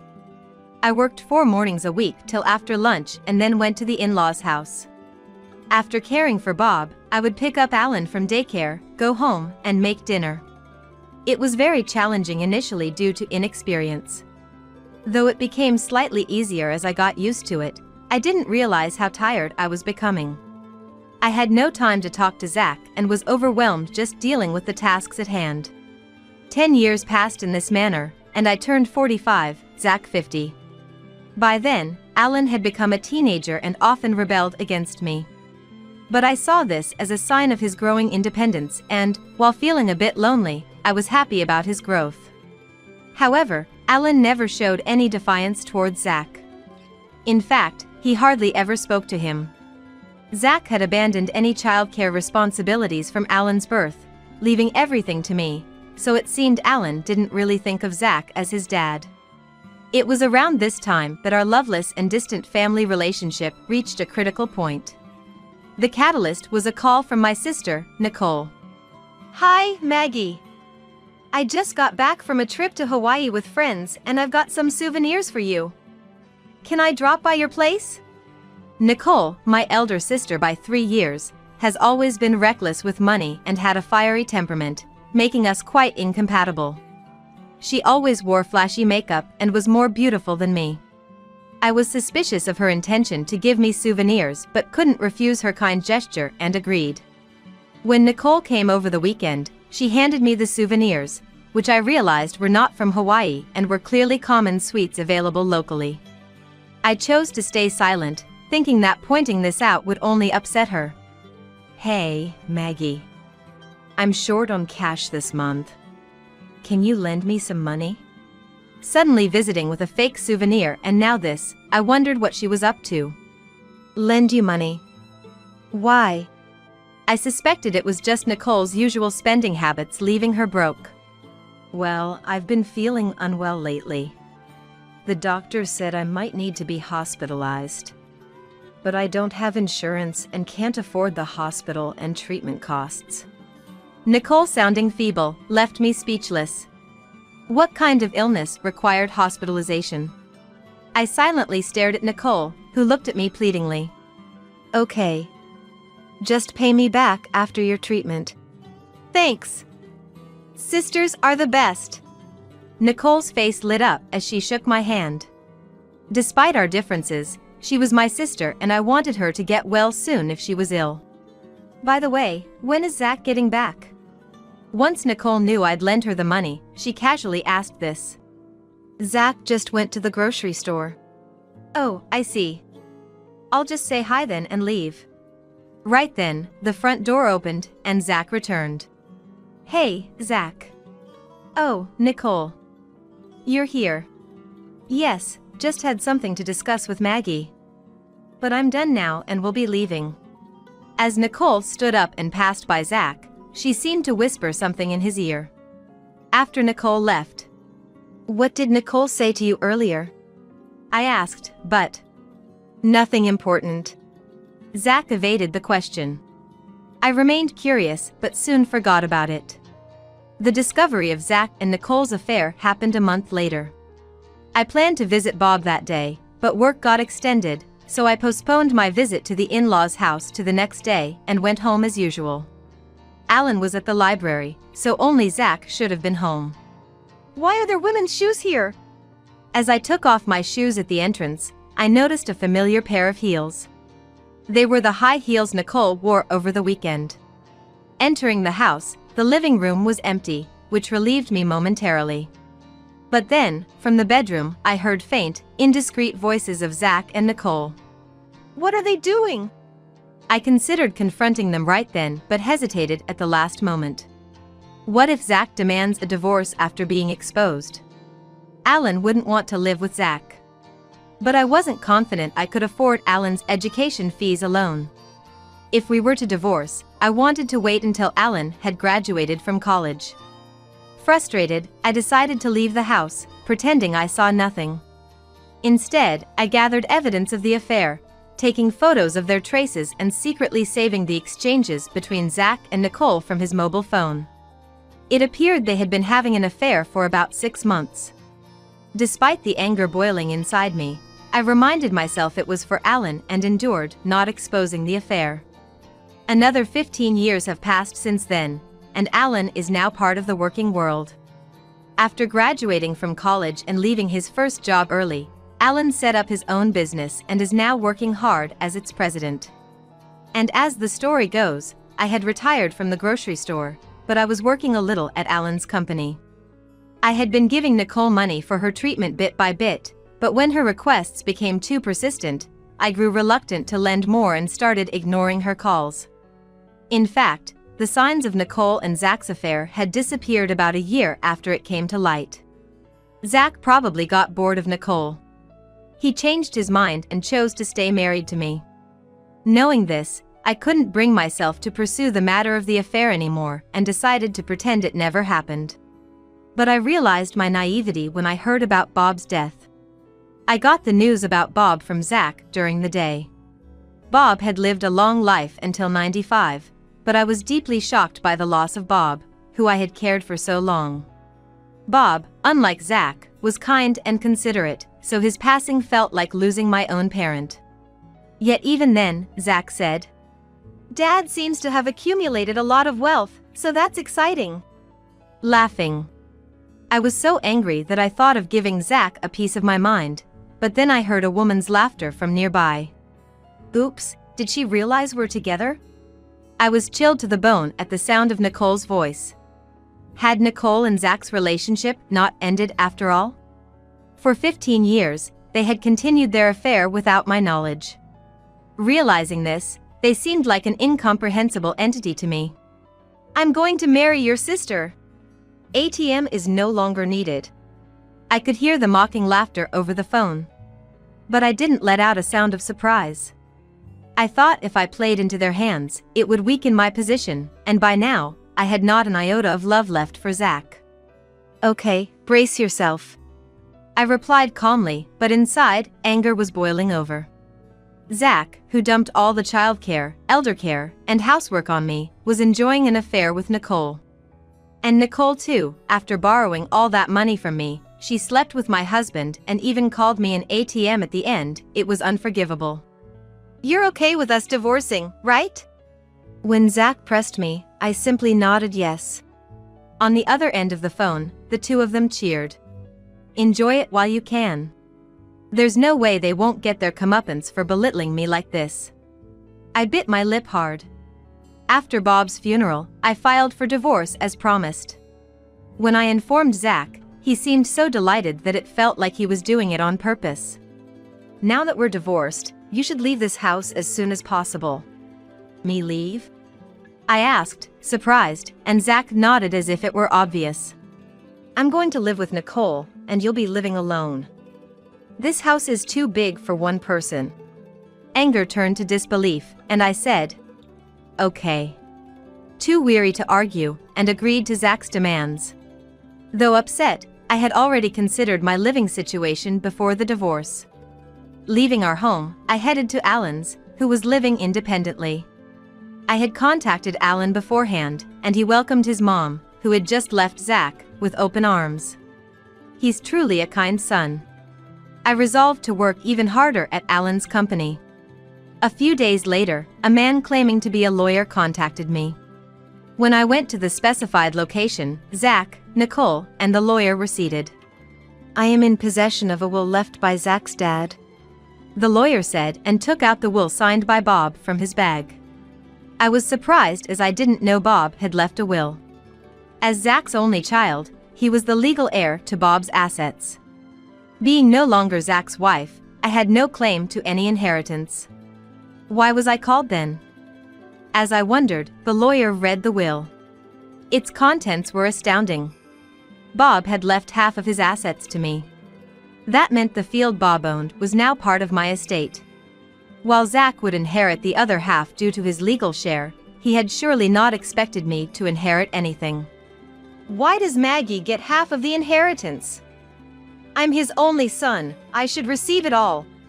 Dad was very grateful to Maggie for her selfless care, even though they were not related by blood. He meant it as a thank you. Bob. I was deeply moved by Bob's thoughtfulness. What the heck is this? I thought we could finally relax with the inheritance. Nicole twisted her face in frustration. The lawyer then mentioned that Bob's will had also left all of his debts to Zach, but it seemed Zach and Nicole were too upset to hear that part. I was overwhelmed with gratitude towards Bob, and before I knew it, tears were streaming down my face. Thank you, Bob. Seeing me in tears, the two of them seemed to grow even angrier, but the lawyer concluded. That is the content of the will. With that, Zach and Nicole seemed to snap back to reality. I'm not happy about losing half, but hey, we still have half of the inheritance left. Gotta thank the law for that. Zach said as he patted Nicole's shoulder, who nodded in agreement, right. Well, we'll be leaving now. We won't have anything to do with you anymore, so take care. They laughed loudly as they left. I returned to Alan's house, savoring Bob's last act of kindness. After receiving the inheritance from Bob, I continued working at Alan's place without incident, and before I knew it, 2 months had passed. That's when Zach called me, on a Sunday. Alan and I were both off work, relaxing at home, but my mobile phone started ringing insistently. Zach! The air froze between me and Alan as we realized it was Zach calling. Why is Dad calling? He abandoned you, and now what does he want? You don't have to answer. Alan said so, but the phone kept ringing persistently. Irritated, I decided to answer to silence Zach. What is it, calling me repeatedly? You said we wouldn't have anything to do with each other ever again. I answered with a tone of annoyance, but Zach seemed not to hear me and started talking frantically. Hey, what's going on? Why are you working at Alan's company? And why is Alan's company being featured on TV? And what's with showing your fancy house? Zach's near hysterical voice echoed through the phone, causing Alan to frown. You saw the TV. I realized why Zach was calling all of a sudden. Recently, a TV station had interviewed Zach's gym, and it was broadcast yesterday. Alan's gym, which combines a gym and cafe, had caught the TV station's interest due to its novelty. Since opening, the gym had rapidly increased its membership, and Alan appeared on TV as a successful young entrepreneur, even showcasing our home as Zach mentioned. The house we live in now, Alan's home, is quite luxurious, far surpassing the neighboring houses in size. So Zach saw Alan's house and was shocked enough to call. What do you mean you guys are living in such a big house?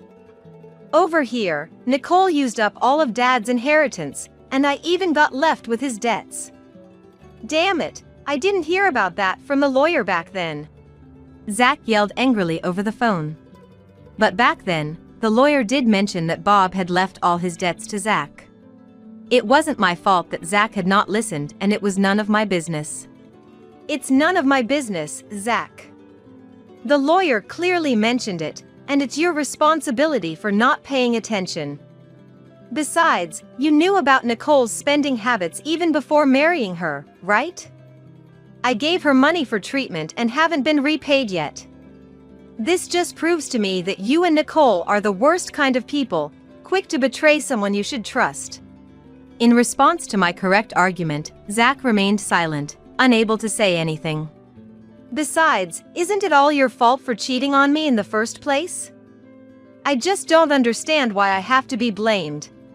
I let out my pent-up frustrations, feeling somewhat relieved. Realizing he couldn't blame me, Zach suddenly changed his tone to a pleading one. Please, Maggie. I'm begging you, lend me some money. I was supposed to get a retirement fund this year, but I got fired, and all I'm left with are Dad's debts. Nicole left after we argued about money.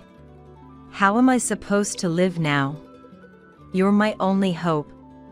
I admit I was wrong about everything. I apologize. Just give me a little bit of Dad's inheritance. You're living a good life with Alan, right?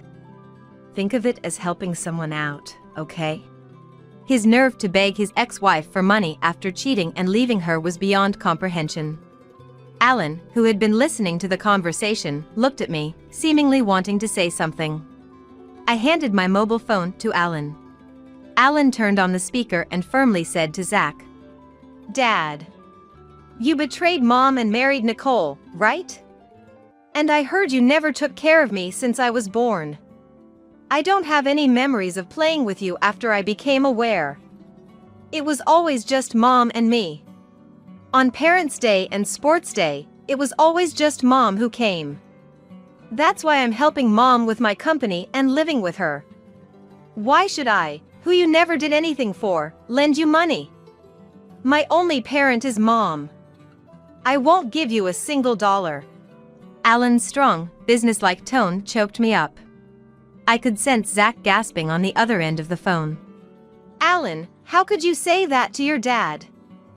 Fine, I won't rely on you guys ever again. Don't insult me. With that, Zach hung up. We looked at the silent mobile phone and then burst out laughing together. Zach begged us for money, and now he says he won't have anything to do with us. What an idiot. Yeah. Dad has always been like that, getting angry without thinking ahead. As we discussed Zach's foolishness, the phone rang again. It was Zach. He probably wanted to ask for money, despite saying he wouldn't contact us again. Fed up, I blocked Zach's contact. That's it. Now that fool can't bother us anymore. Yeah. Thanks, Mom. His gratitude for being raised seemed implicit. I should be the one thanking you. You've given me such a great life. No matter how old you get, you're still my precious son. We reaffirmed our bond as mother and son, grateful for each other's presence in our spacious home. A few days later, my sister Nicole called me. Her request was almost identical to what Zach had said. I couldn't fathom lending more money to Nicole, who hadn't even repaid what she owed me. In fact, I hadn't yet demanded compensation for her affair with Zach, so I successfully sued both of them for damages through a lawyer. They ended up getting divorced after being married. Their marriage only lasted for 2 months. Zach was even worse off than Nicole. The negative inheritance he received from Dad was too substantial. Bob had borrowed a lot of money for farming, managing it all by himself. I hadn't known about it. While caring for Bob, he often complained about Zach. Bob was able to forgive Zach for not taking over the farming business, but the fact that he didn't take care of Alan and not visit his own father was unforgivable. He was also furious with the way Zach treated me, and I always tried to soothe him, saying it was okay. If kind Bob was that angry, Zach must have been quite a negligent son. All of Zach's expected retirement funds were gone due to his dismissal for misconduct. Rumor has it he even tried to embezzle money from his bank to pay off his debts. Had he just worked quietly until the end, he would have received his retirement money. His greed was his downfall. Now, while receiving a pension, he seems to be working 3 part-time jobs to pay off his debts. Starting a new job at 65 and being taught by younger people as a newcomer must be shattering his pride. Although he has worked as a bank employee for many years, his part-time job as a new employee involves a lot of odd jobs. A hard adjustment for someone who never did housework, childcare, or elder care. He'll likely give up soon enough. For Zach, who neglected his son and cheated with Nicole for years, it's a fitting punishment. I hope he manages until the end. As for me, I'm still working energetically at Alan's workplace. The staff, who are around my child's age, treat me very kindly. Our workplace is always full of smiles, attracting many customers. Alan recently got engaged to a girl a year younger than him and introduced her to me. She's a wonderful, sensible young lady. Well respected at work. I was planning to move out when they married, but she insisted we live together. I'm grateful for her kindness and looking forward to our future together. Right. I forgot. She exclaimed, rummaging through her small bag to pull out a white envelope. What's this? It's a letter I got from Grandma. She told me to read it in secret, away from Caleb. I took the letter from Scarlett. Just then, my sister arrived to pick Scarlett up, and I handed her over. After saying goodbye to Scarlett, I quietly opened the letter. Glancing over it casually, I was shocked. What? You're kidding, right? The content was hard to believe. Rushed, I went back to where Caleb was. As soon as I returned, Caleb spoke in a whiny tone. Hey Evelyn, I'm thirsty. Could you get me some juice or something? Ignoring his request, I swiftly flipped back the comforter and reached for Caleb's pants. What? Evelyn? Without hesitation, I pulled down his pants. What the heck are you doing all of a sudden? Caleb yelled, hastily trying to pull his pants back up. I sighed at the unfolding scene. Looks like Mom's prediction was right. Hey! What's the deal with suddenly pulling down someone's pants? Are you taking advantage of my inability to move? That's awful, isn't it? Caleb looked up at me, perplexed. Indeed, it was wrong to do it without saying anything. But without that, I wouldn't have been able to confirm it. My name is Evelyn, 32 years old. I graduated and joined the company, and it's been 10 years. With this tenure, I have a stable income and am trusted with various responsibilities at work. I've been leading a fulfilling life, but there was one worry. It's about my husband, Caleb, whom I've been married to for 5 years. Our encounter was at a friend's wedding. We just happened to sit at the same table. Ah, weddings are wonderful, aren't they? Really, they both look so happy. We didn't talk much, but I was impressed by how genuinely happy Caleb seemed for the bride and groom. Later, through a friend, Caleb made the first move, and we started dating smoothly. I want to marry you. After Caleb's straightforward proposal, we got married. The surprise came later. What? You've been divorced before? And you have a child? Yeah, and, you see, my ex-wife is demanding child support. Despite his divorce, his ability to genuinely celebrate others' weddings was, in a way, impressive. About the child support, isn't it just better to pay it? That's part of being a father, right? No, the thing is, I'm out of money this month. What? I had a sneaking suspicion that Caleb's income wasn't great. But I never imagined I'd end up paying child support for a child I didn't know with my salary. I rushed into marriage. I didn't regret marrying him, to be honest. But the real issue was Caleb's carelessness with money and his failure to see the problem. I quit my job again. He'd say with a nonchalant smile, time and time again. You quit. What are we going to do now? It'll be fine. You're working too, Evelyn. We'll manage somehow. He was the definition of relying on others. I didn't want him to depend on my money. Did he marry me for my money? I sometimes wondered. But putting money aside, Caleb wasn't a bad husband. He was a bit unconventional, but that was what made life exciting and fun. Feeling like something sweet. Want to hit the convenience store? Now? Yeah. On a weekday night, on a whim, we'd end up at the convenience store, just for sweets. All right. I'm not sleeping until I beat this game tonight. Okay.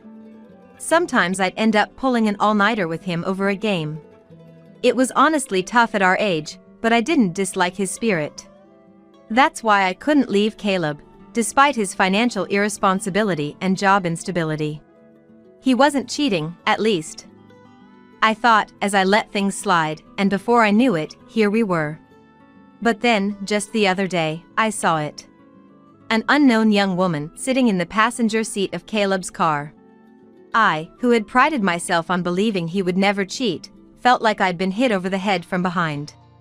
The shock of Caleb's potential infidelity amidst my complete trust. Should I confront him directly or act covertly? After much thought, I consulted my sister. Married with an 8-year-old daughter, she had an immediate answer. Obviously, you gather evidence quietly. She was adamant that there was no benefit in alerting him without solid proof. So, following her advice, I focused on gathering evidence. Eventually, it became clear that Caleb was frequently seeing a woman. Her name is Abigail. She was the daughter of the owner of a private clinic where Caleb was a client. They mostly met on Thursday afternoons, driving around in Caleb's car. And I managed to capture them entering a hotel together several times. I thought he was honest about women at least. Disappointment hit me before anger. Married life wasn't unpleasant, but it wasn't easy either. In addition to the child support, I found out about his debt. Both were from before our marriage. Things I should have known about or were none of my business. He married me without disclosing these facts. Wasn't it almost like being deceived? There were times when I thought that. And I took pride in the fact that he was faithful. I never imagined even that would be betrayed. I'll confront him with everything and then leave. Caleb, carefree and nonchalant as ever, probably had no clue I knew about his secret. I wanted to give him a surprise for once. So, I was contemplating the day to reveal everything. Soon after, I received a shocking message from Caleb. Sorry, I had an accident. I might not be able to move my body anymore. I left work immediately and rushed to the hospital Caleb had mentioned. It was the clinic owned by Abigail's father. Feeling faint-hearted, I even called my mother to come with me. Are you Caleb's wife? Please, this way. I never imagined meeting this person under such circumstances. The one guiding us at the reception was Caleb's affair partner, Abigail. I had seen her face several times from behind or in profile over the past few months, but facing her directly like this felt surreal. Led to the room, I found Caleb lying in the bed. Caleb! Oh, Evelyn. You came. His voice and expression seemed good. My mother and I exchanged a relieved look. The message had startled us, but he seemed to have only minor injuries. What a relief, I thought. But then, the doctor's next words left me speechless. There's a high possibility that Caleb has become hemiplegic. Hemiplegic? It means, in Caleb's case, the right half of his body might not move anymore. Is there no chance of recovery? The doctor closed his eyes as if in deep thought. "It's difficult," then said. I found myself sobbing uncontrollably, supported by my mother. After calming down a bit, Caleb began to speak hesitantly. "This hospital, because of its facilities, can't accommodate long-term patients, so I'll be sent home." But what about thorough examinations? Your right side isn't moving, right? There could be other reasons. "Well, I'm tired from the accident today. We'll revisit this." Caleb's words, somewhat hesitant, worried me, but I didn't want to push him. Reluctantly, I had my mother help me take Caleb back to our apartment. After laying Caleb in bed, I went out to the entrance to see off my mother. "Sorry for the sudden call today." "Thank you." "It's okay. But it seems the timing to confront him about the affair has vanished." "Indeed. What will you do now?" "If Caleb is truly hemiplegic, I can't abandon him just because he cheated. I'll think about it. Remember, you're the most important to me." It seemed like my mother was advising me not to sacrifice myself for Caleb. "Thanks." She seemed to want to say more, but left with a complex expression on her face. The next day, my life caring for Caleb began. Although he was hemiplegic, the other side of his body worked, so the need for care was less than I expected. However, soon, taking care of Caleb's mental health as he couldn't go outside became more challenging. "I'm just so bored." Surprisingly, he didn't complain much about his immobility, but his frustration seemed to stem from boredom. He would summon me frequently for trivial things, like wanting juice or needing his back scratched. These were minor tasks, but the constant demands wore me down. During such moments, my sister's daughter, my niece Scarlett, suddenly decided to visit our home. Scarlett and Caleb hardly know each other. Why she would visit under these circumstances was initially a mystery to me. When I asked my sister why, her reply was nonchalant. "Obviously, because I am worried about you. Even Scarlett at 8 years old is concerned about you." "That's sweet of Scarlett. I'd join if I could, but I'm swamped with work, and it's all I can do to arrange transportation. Mom seems busy too, but at least with Scarlett around, Caleb won't be able to throw tantrums in front of a child." Her prediction was spot on. With Scarlett present, perhaps due to his male pride or just plain embarrassment, Caleb drastically reduced how often he called for me. This gave me a chance to chat with Scarlett about school life, the latest elementary school trends, and all sorts of girl talk. But why does enjoyable time always fly by so quickly? As evening approached, it was time for Scarlett to leave. My sister called to pick her up, and though it was hard to part, it was time to say goodbye to Scarlett. "Okay, Scarlett. Your mother will be here soon, so let's wait outside." "Okay." As we headed to the entrance, feeling the reluctance, Scarlett suddenly seemed to remember something. "Right. I forgot." She rummaged through her small bag and pulled out a white envelope. "What's this?" "It's a letter I got from Grandma. She told me to read it in secret, away from Caleb." "From Mom?" "Thank you." I received the letter from Scarlett. Right then, my sister arrived to pick Scarlett up, so I handed her over.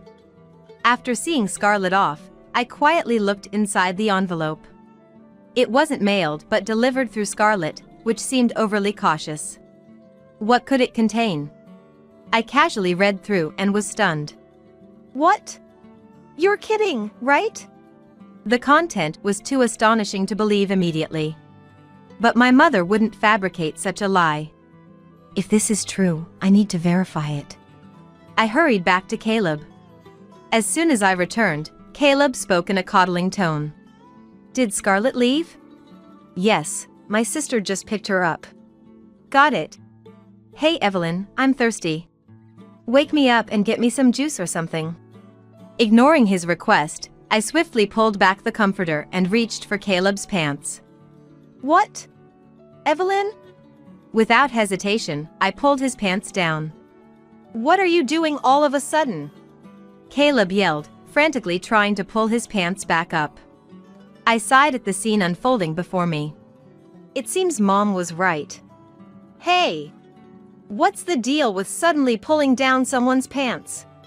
Are you taking advantage of my inability to move? That's awful, isn't it? Caleb looked up at me, bewildered.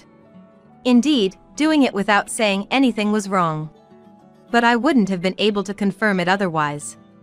Hey! Are you listening? Caleb raised his voice again, seeing me silent and looking down. Seriously. This uncertainty about the future is unbearable. Maybe it's time to break up? I said his thoughts out loud, and Caleb looked at me in surprise. Oh, you seem almost happy about it? Your face is giving you away. Caleb, looking flustered, covered his mouth.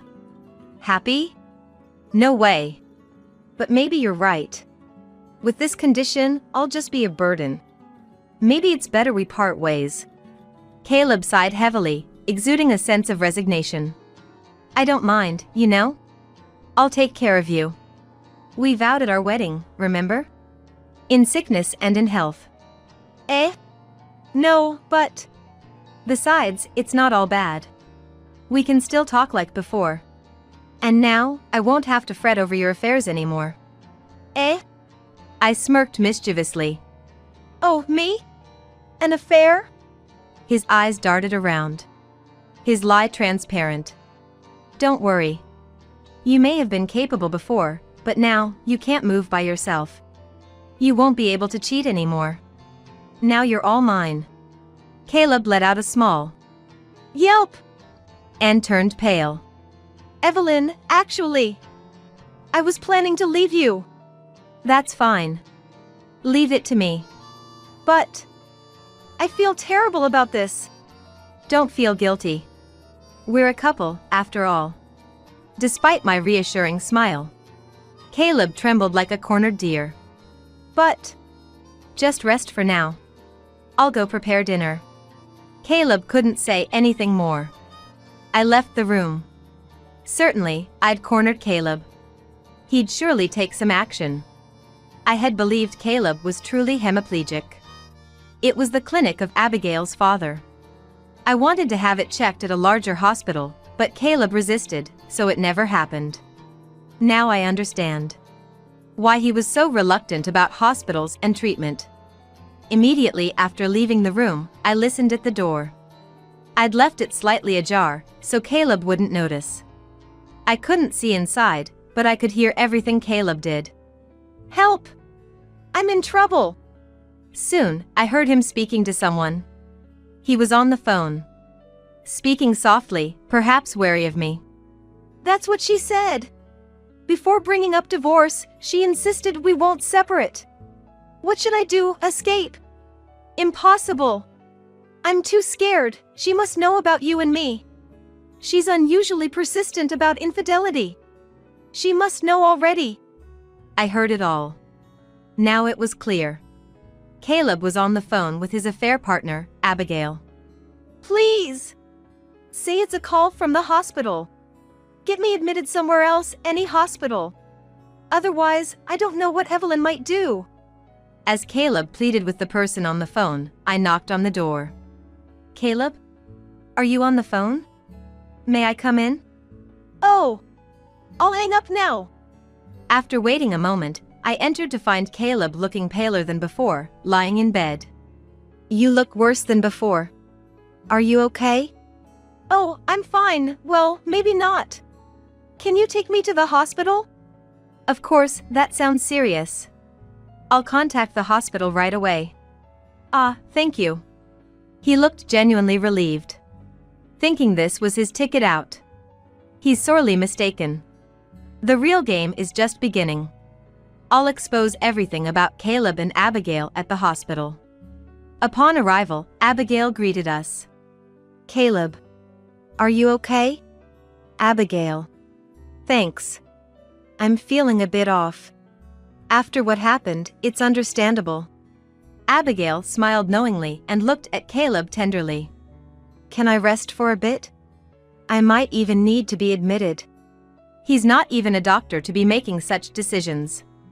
But Abigail nodded understandingly and led us to a private room. We don't usually do admissions, but my father will come to check on you when he's available. Please wait here until then. About half an hour later, Abigail returned with the doctor. I had met him before. He's the clinic's director, Abigail's father. You're feeling unwell? Yes. Their exchange of glances was awkward. As Abigail's father raised his stethoscope to his ears, I raised my hand. Let's cut the act, shall we? What? Caleb, Abigail, and her father. All froze, except for me. Evelyn, what are you suddenly saying? Ignoring Caleb's protest, I grabbed his pants like before and yanked them down forcefully. Whoa! What are you doing? Stop it! Caleb scrambled to pull his pants back up. As I said before, something's off, right? Are you worried that if I become hemiplegic and useless as a man? I see. You were only after my body. I'm disappointed. Caleb pretended to be upset, not noticing the expressions of the others in the room. After your body? Unfortunately, I'm not as lewd as you guys. What did you say? You still haven't realized? Realized what? As Caleb tilted his head, Abigail whispered in his ear. Finally understanding, Caleb's eyes widened in shock. No, this is, well, that. Hemiplegic? You moved too quickly for that. Everything's been exposed. Why keep up this poor act? The letter from my mother had only a few lines. I've looked into it, and there's a high chance Caleb's hemiplegia is an act, perhaps a lie to leave Evelyn? Maybe try pulling down his pants to see his reaction? Following my mother's advice led to this revelation. In a panic, Caleb, who was supposedly unable to move his right hand, easily pulled up his pants. So it was all an act from the start. No, that's not. Explain everything. Sweating profusely, Caleb complied. The day of the accident, the person riding next to Caleb in the car was Abigail. They were in the midst of an affair. The injuries were minor for both of us, but the car was badly damaged. I thought if the police got involved, Evelyn would find out. So I figured if I pretended to be severely injured, I could cover it up. The absurdity of it all left me speechless. Did you think you could keep up such a ridiculous life forever? No, well... Or was it all to hide your affair? That's not it. Before Caleb could respond, Abigail interrupted. Caleb was just trying to spare you the pain of a breakup. After all, finding out about an affair during a drive would be humiliating. So he told a kind lie about being hemiplegia, hoping for a smooth separation. Kind? How is cheating with someone much younger than himself, and then lying about it, kind? Stop it. Our love is real. Abigail said this proudly, but Caleb, shrinking in the background, looked like his elaborate lie had caught up to him. Is that so? Then you should have been upfront about it. Right, Abigail's father? Abigail's father flinched. His forehead glistened with more sweat than Caleb's. Well... The moment I realized the hemiplegia was a lie, I had a lot to say to you. Me? What might that be? Abigail's father looked at me with a forced smile. Perhaps he couldn't abandon his daughter. I felt sorry for him, but as a doctor, he did something he shouldn't have done. I guess you just listened to your daughters, please, but how did you feel watching me break down in tears? Don't you have any professional pride? Wasn't it empty to go as far as forging a medical report? Abigail's father seemed to catch his breath. He began to speak, carefully choosing his words. That wasn't forgery. It was a diagnostic error. How could such an obviously healthy man be mistakenly diagnosed as hemiplegia? He probably wanted to insist it was a mistake, not malicious forgery. Well, as for me, it doesn't really matter. Fortunately, I have relatives in both the medical and legal fields, so I'll be consulting with them. What? You can't. Abigail's father's complexion changed. Understandably so. For a private practitioner, reputation and client reviews are crucial. If it became known that he dirtied his hands as a doctor just to unite his daughter with her affair partner, the clinic's reputation would undoubtedly hit rock bottom. Please, have mercy. There's no mercy here. I'll have my lawyer discuss the details with you later. Since Caleb seems to be in good health, please go back to your duties.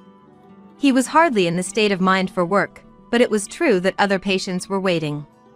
The calls of the nurses had been audible for a while. Yet, Abigail's father, who had been reluctant to leave, was finally forced out by me, barely able to walk, and exited the room. That left Abigail, Caleb, and me. In the silent room, I reconsidered the situation. On the day of the accident, Caleb was with Abigail, engaged in their affair. Right after the accident, given the proximity to the scene, they sought medical attention at Abigail's father's clinic. Perhaps it was then that Abigail conceived the idea. Could she keep Caleb for herself this way? It's unclear if Caleb had contemplated divorce, but it's unlikely all this was just to conceal an affair. It's more probable that Abigail persuaded him. For Caleb, who always wanted to quit his job, the allure of a doctor's daughter, a sign of wealth, was irresistible. Moreover, claiming hemiplegia would serve as an excuse to leave his job. He probably thought that if he used this as a pretext to break up before the affair was exposed, everything would neatly resolve. But that was a flawed plan from the start. I knew about their affair even before Caleb's accident. Though I lost the opportunity to confront them amidst the confusion of the accident, now that their lies were exposed, I had all the leverage. There was plenty of evidence. Well then, I looked slowly at the two of them. Caleb was sitting on the bed, and Abigail stood beside him. Regarding what comes next, I want a divorce. Surprised by my statement, Caleb and Abigail exchanged looks. A divorce, is that okay? Okay or not, I've known about your affair for a long time. I've been preparing to leave since then. Caleb looked conflicted, and Abigail's eyes sparkled. So Caleb and I can be together. We don't have to meet in secret anymore. Despite their bold meetings, it seemed they had been trying to keep it discreet.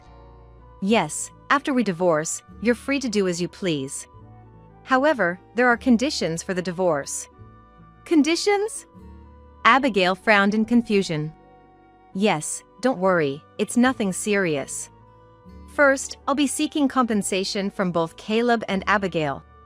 Additionally, there will be no division of assets. I'll be keeping all the savings.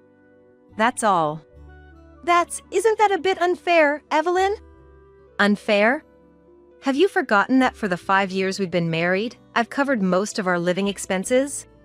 That alone is more than the savings. Caleb, notorious for his laziness, has never held a job for long. His income was unstable and significantly lower than his peers. Moreover, he was a big spender, still not having paid off debts from before our marriage. Sure, Evelyn has helped me, but I've been working hard too.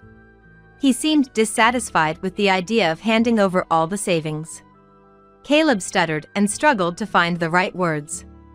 I didn't want to prolong this confrontation and was considering setting a later date to talk things through when, unexpectedly, Abigail came to Caleb's rescue. Caleb!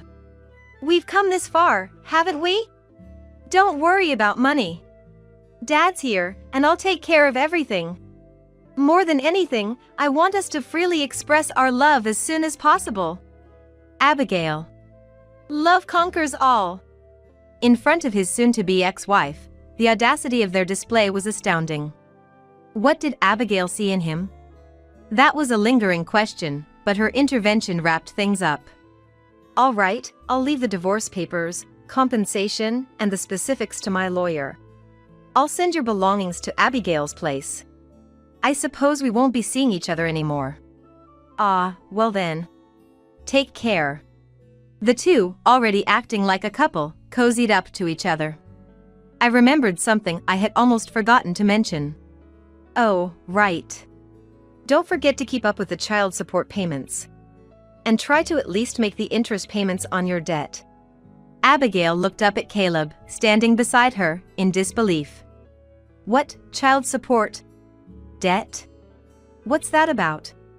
Didn't he know? He has a child with his ex-wife. Oh, and don't get me wrong. I didn't steal him from his previous marriage. Caleb was already divorced when we met. A bit agitated. And the debt? Abigail asked. It was there even before we married. So, I don't know what it's for. How much is it? About $30,000, I believe. I smiled as I informed her, and Abigail's face went pale. Understandably so. With the added burden of paying me compensation, plus child support and debt, it's enough to make one feel faint. But we can work hard together to pay it off, right? Abigail, trying to motivate herself, clenched her fist and turned to face Caleb. Caleb.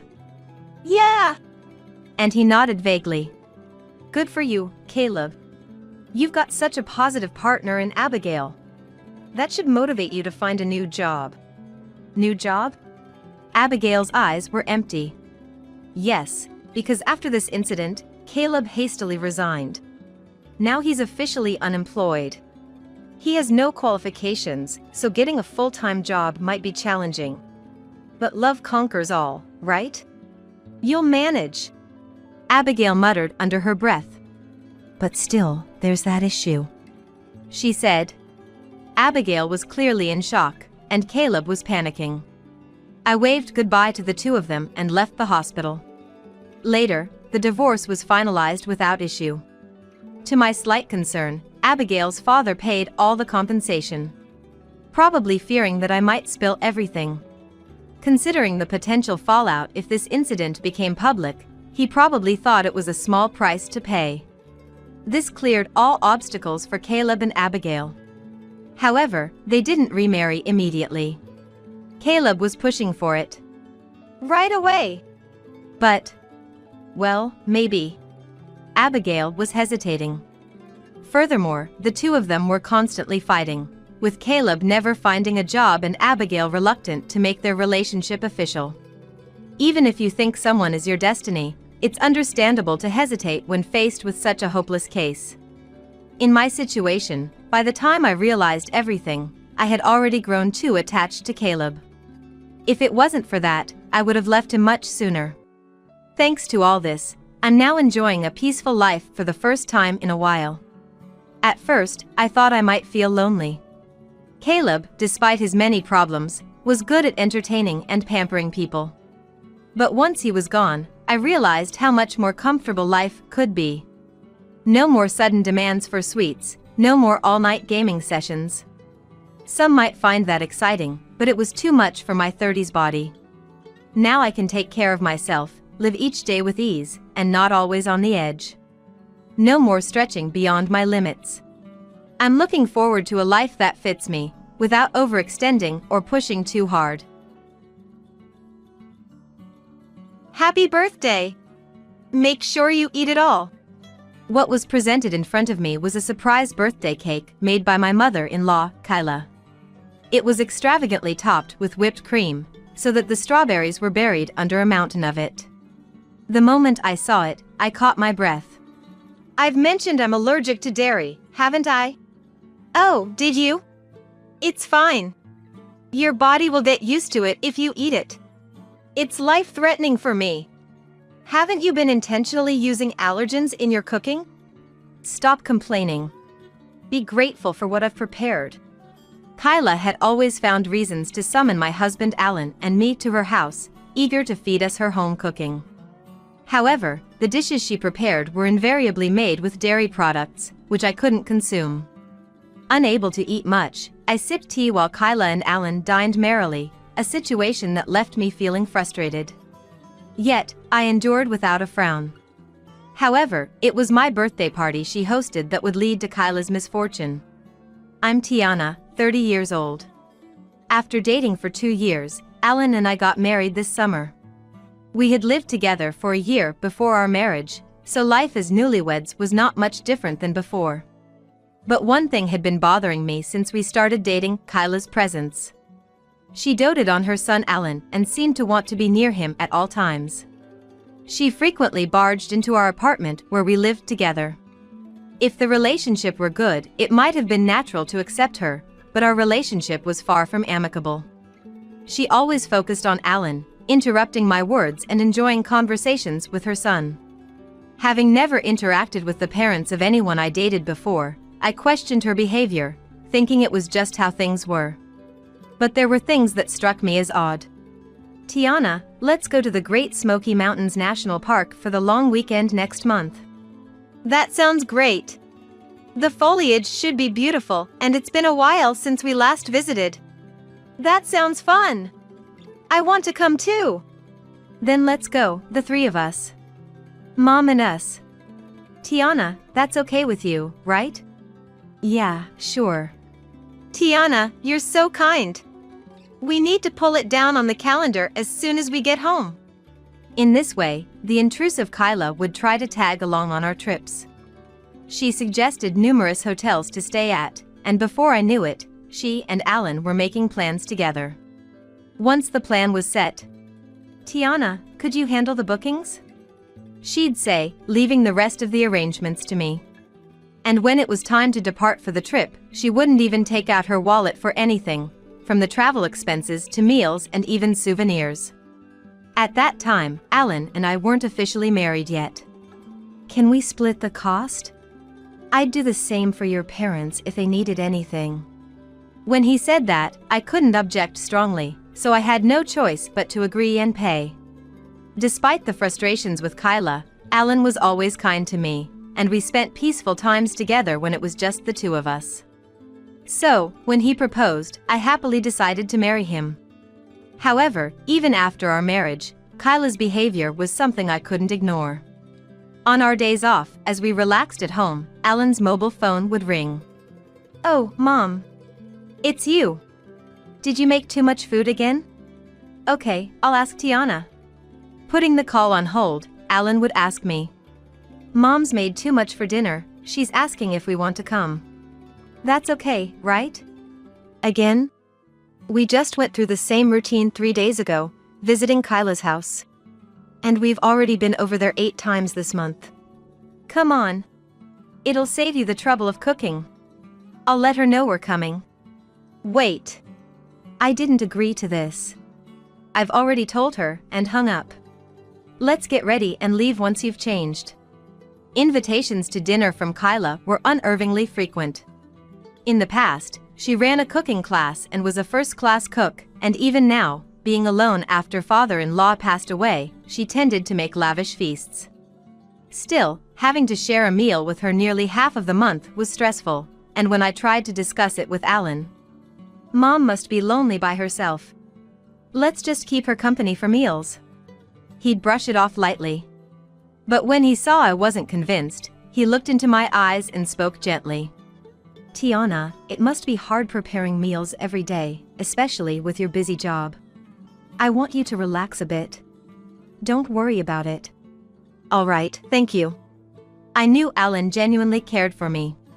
However, my biggest concern was that the meals always included dairy products, which I'm allergic to. I've been allergic to dairy since childhood, unable to ingest milk, butter, or even bread. Accidental consumption would lead to nausea, vomiting, and abdominal pain. Kyla's home-cooked meals were full of dairy, including stews, cream pasta, and homemade bread with plenty of milk. It seemed intentional. "Tiana, you're not eating anything. Don't you like my cooking?" "It's not that. I have a dairy allergy, as I've mentioned before." "Could that be?" "Well, it's okay, you'll get used to it if you introduce it to your body slowly." "Alan, there's more, so don't hold back and eat plenty. This pasta is awesome as always. Tiana, you should eat too." "Yeah." Do these two not understand the severity of an allergy, persistently urging me to eat? However, unable to eat, I would often just sip the tea served, distracting myself from the hunger. Meanwhile, Kyla would chat happily with Alan, enjoying the meal with a beaming smile. Such incidents were common, causing me to fret over her overbearing attitude towards Alan and her problematic cooking. Once, unable to hold back, I brought this up with Alan. "Do you think Kyla is deliberately making dishes I can't eat?" "That's impossible.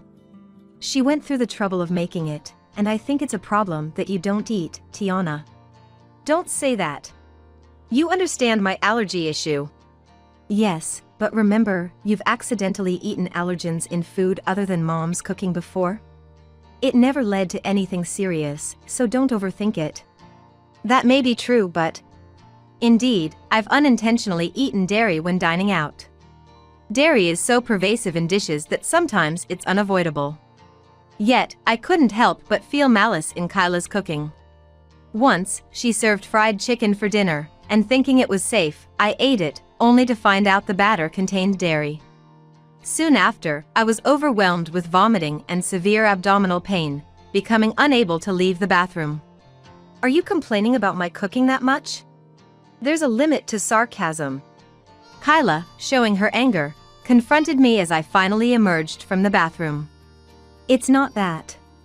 I think there was dairy in the batter of the fried chicken. It made me sick. The way you say it sounds like I did it on purpose. Alan grew up on my cooking. If you can't stand it, you won't get along with him in the future. If you're going to break up, better do it sooner than later. That's a different issue. No. Even if we have grandchildren in the future, they won't grow up healthy because of your picky eating. I wanted to seek Alan's help, but he wasn't there as he was taking a shower. You should go home first. I'll tell Alan you felt sick and sent you home.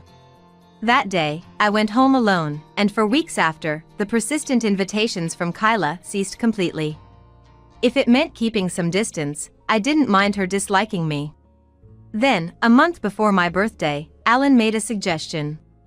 It's Tiana's first birthday since we got married. How about we go to a hot spring?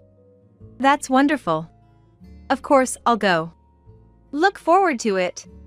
The trip is my gift to you. Okay. Thank you, as always. What's this all of a sudden? I'll make it luxurious since it's a special occasion. I was overjoyed by Alan's sentiment. The reservations were made without a hitch, and all that was left was the day of the trip. However, 2 days before the trip, I received a call from Kyla. Tiana. It's been a while. It's unusual for you, Kyla, to contact me. What a sarcastic tone. I'm calling to host a birthday party for you. What? It's your birthday in 2 days, right? Melissa is coming back that day. How about we all have dinner together? Melissa is Alan's sister, currently living far away due to her job transfer. I met her for the first time at my wedding, but we haven't seen each other since. She was refreshingly bright, and just from one glance, I could tell she was a good person and I wanted to talk to her more. However, Alan had planned a trip for my birthday. Can I confirm with Alan before answering? He'll say yes. You're the star, so I'll wait especially for you. Make sure to reply by tomorrow. After her purpose was served, Kyla unilaterally ended the call. I have a bad feeling about this. Despite my intuition, I had to check with Alan, so I brought up the birthday party when he got home. Melissa is coming back. That's great, let's go. But what about our trip? I was really looking forward to it. We can go anytime. But things haven't been going well with Kyla recently, and I'm not really feeling up to it. Mom wants to get closer to you, Tiana. She wouldn't host a birthday party otherwise. It's a good opportunity to accept her invitation. All right. I understand. Disappointed to cancel the trip, I decided to attend the birthday party hosted by Kyla. On the day of my birthday, dressed a bit more fashionably, I went to her house, where a lot of homemade dishes were already laid out on the table. My sister-in-law Melissa was also busy setting plates and preparing drinks. Melissa, it's been a long time. Tiana, I'm so happy to see you. Happy birthday. Let's talk a lot today. Just like the first time we met, she was indeed a bright and charming woman. Though things weren't going well with Kyla, I felt that I could have a good relationship with Melissa. Now that everyone is here, shall we start? Tiana, happy birthday. We all held our glasses and toasted. It was heartwarming to receive so many well wishes.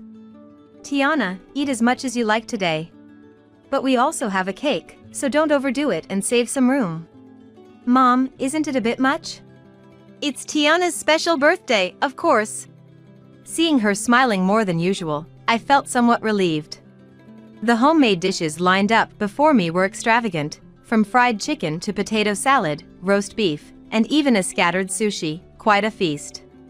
However, I couldn't help but feel that some of these might contain allergens, and once again, I couldn't bring myself to eat much. Still, reuniting with my sister-in-law and her husband made for lively conversations and an enjoyable time. Before I knew it, the sun had set, and it was 7 p.m. Then Kyla stood up and headed towards the kitchen. After a while, the lights suddenly went out, and Kyla approached with a cake, its candles lit. Everyone naturally started singing happy birthday in unison. Despite my age, I was genuinely delighted, bashfully clapping and savoring the joy. Tiana, please blow out the candles. All right. After I blew them out, Alan turned the lights back on. Then the cake became clearly visible, and I exclaimed, "Is this?" Kyla's homemade cake was extravagantly frosted with whipped cream, and as if that wasn't enough, more whipped cream was piped on top, concealing the strawberries entirely. Happy birthday! Make sure you eat it all. Unconcerned about my grimace, Kyla spoke with a direct gaze and a smile. The situation was so obviously intentional that I couldn't hide my irritation. This cake. I baked the sponge myself, you know? Took quite some time, so it must be delicious. I'll cut and serve it now. Before I could respond, she was about to forcefully plate it. But this was a precious moment, and I decided it was time to be straightforward. As I clenched my fists and was about to speak, an unexpected person addressed Kyla. Tiana's allergic to dairy, right? Melissa, who had been smiling until then, asked Kyla sharply, her expression now stern. Was she? Mom, you told me over the phone before. Do you understand how dangerous allergies are? They can be fatal. Really? Didn't you realize the severity, Alan? There are many people in the world who die from eating allergens. You can't take this lightly. I was touched that Melissa came to my rescue when I was in trouble. And I was overwhelmed with gratitude for her conveying the dangers of allergies. That varies from person to person. Tiana said she can eat a little without any issues. I never said that. In fact, I've always stated I can't eat it. Don't lie. Fine. Everyone else can share the cake. If you don't like it, just watch enviously. Even after all this, Kyla refused to understand, and I was truly infuriated. Regardless, her plan was either to make me sick from eating the cake or to isolate me for not eating it. I was ready to retaliate forcefully, but once again, the situation took an unexpected turn. Mom, enough already. Did you even listen to her? What's gotten into you, Alan? This is nothing new. Don't joke around. This is life-threatening. Are you saying it's okay if Tiana dies? That's not what I mean. She's been fine eating it before. So don't be so harsh. Let's serve Alan first. Stop it. I don't want to eat a cake with malice. Tiana, I'm sorry. I should have understood your allergy better. It's okay. I appreciate you understanding. Kyla, please take the cake away. Then, she made an outrageous statement, further intensifying the tension in the room. If you're going to be like that, I'll give up on making you eat it. Instead, how about we do a face cake? You know, like comedians do on variety shows, burying their face in the cake for a laugh. In my shock, I couldn't immediately respond, but what she said next was even worse. If it's just on your face, it won't be life-threatening, right? How about we take a group photo with it? It will make a wonderful memory. That's not funny. Stop making a mockery of me. What's wrong? I'm just making a suggestion. Tiana, you never seem to go along with everyone else. Why would you use an allergen I can't eat in the first place? You've been doing this on purpose all this time, haven't you? So what? What's wrong with that? Alan loves stew and cream pasta. With such picky eating, how can my son be happy with you, Tiana? It's boring if you won't eat the food I make, and I'm at my limit with you. He understands my allergy and married me. It's not the same as being picky. You've been causing me trouble all this time, and I won't forgive you for that. Make a fuss if you want. If you don't like it, you can leave. Facing her unrepentant attitude, I delivered a decisive blow. Understood. I'll sever ties with you. I won't associate with you from now on. That's fine by me. It's actually a relief. I'm cutting ties with you too. Alan, what are you saying? I accepted the birthday party because I thought it was a kind gesture. I didn't give you money for the ingredients just so you could harass her. Sorry. So, stop being angry, will you? It's too late.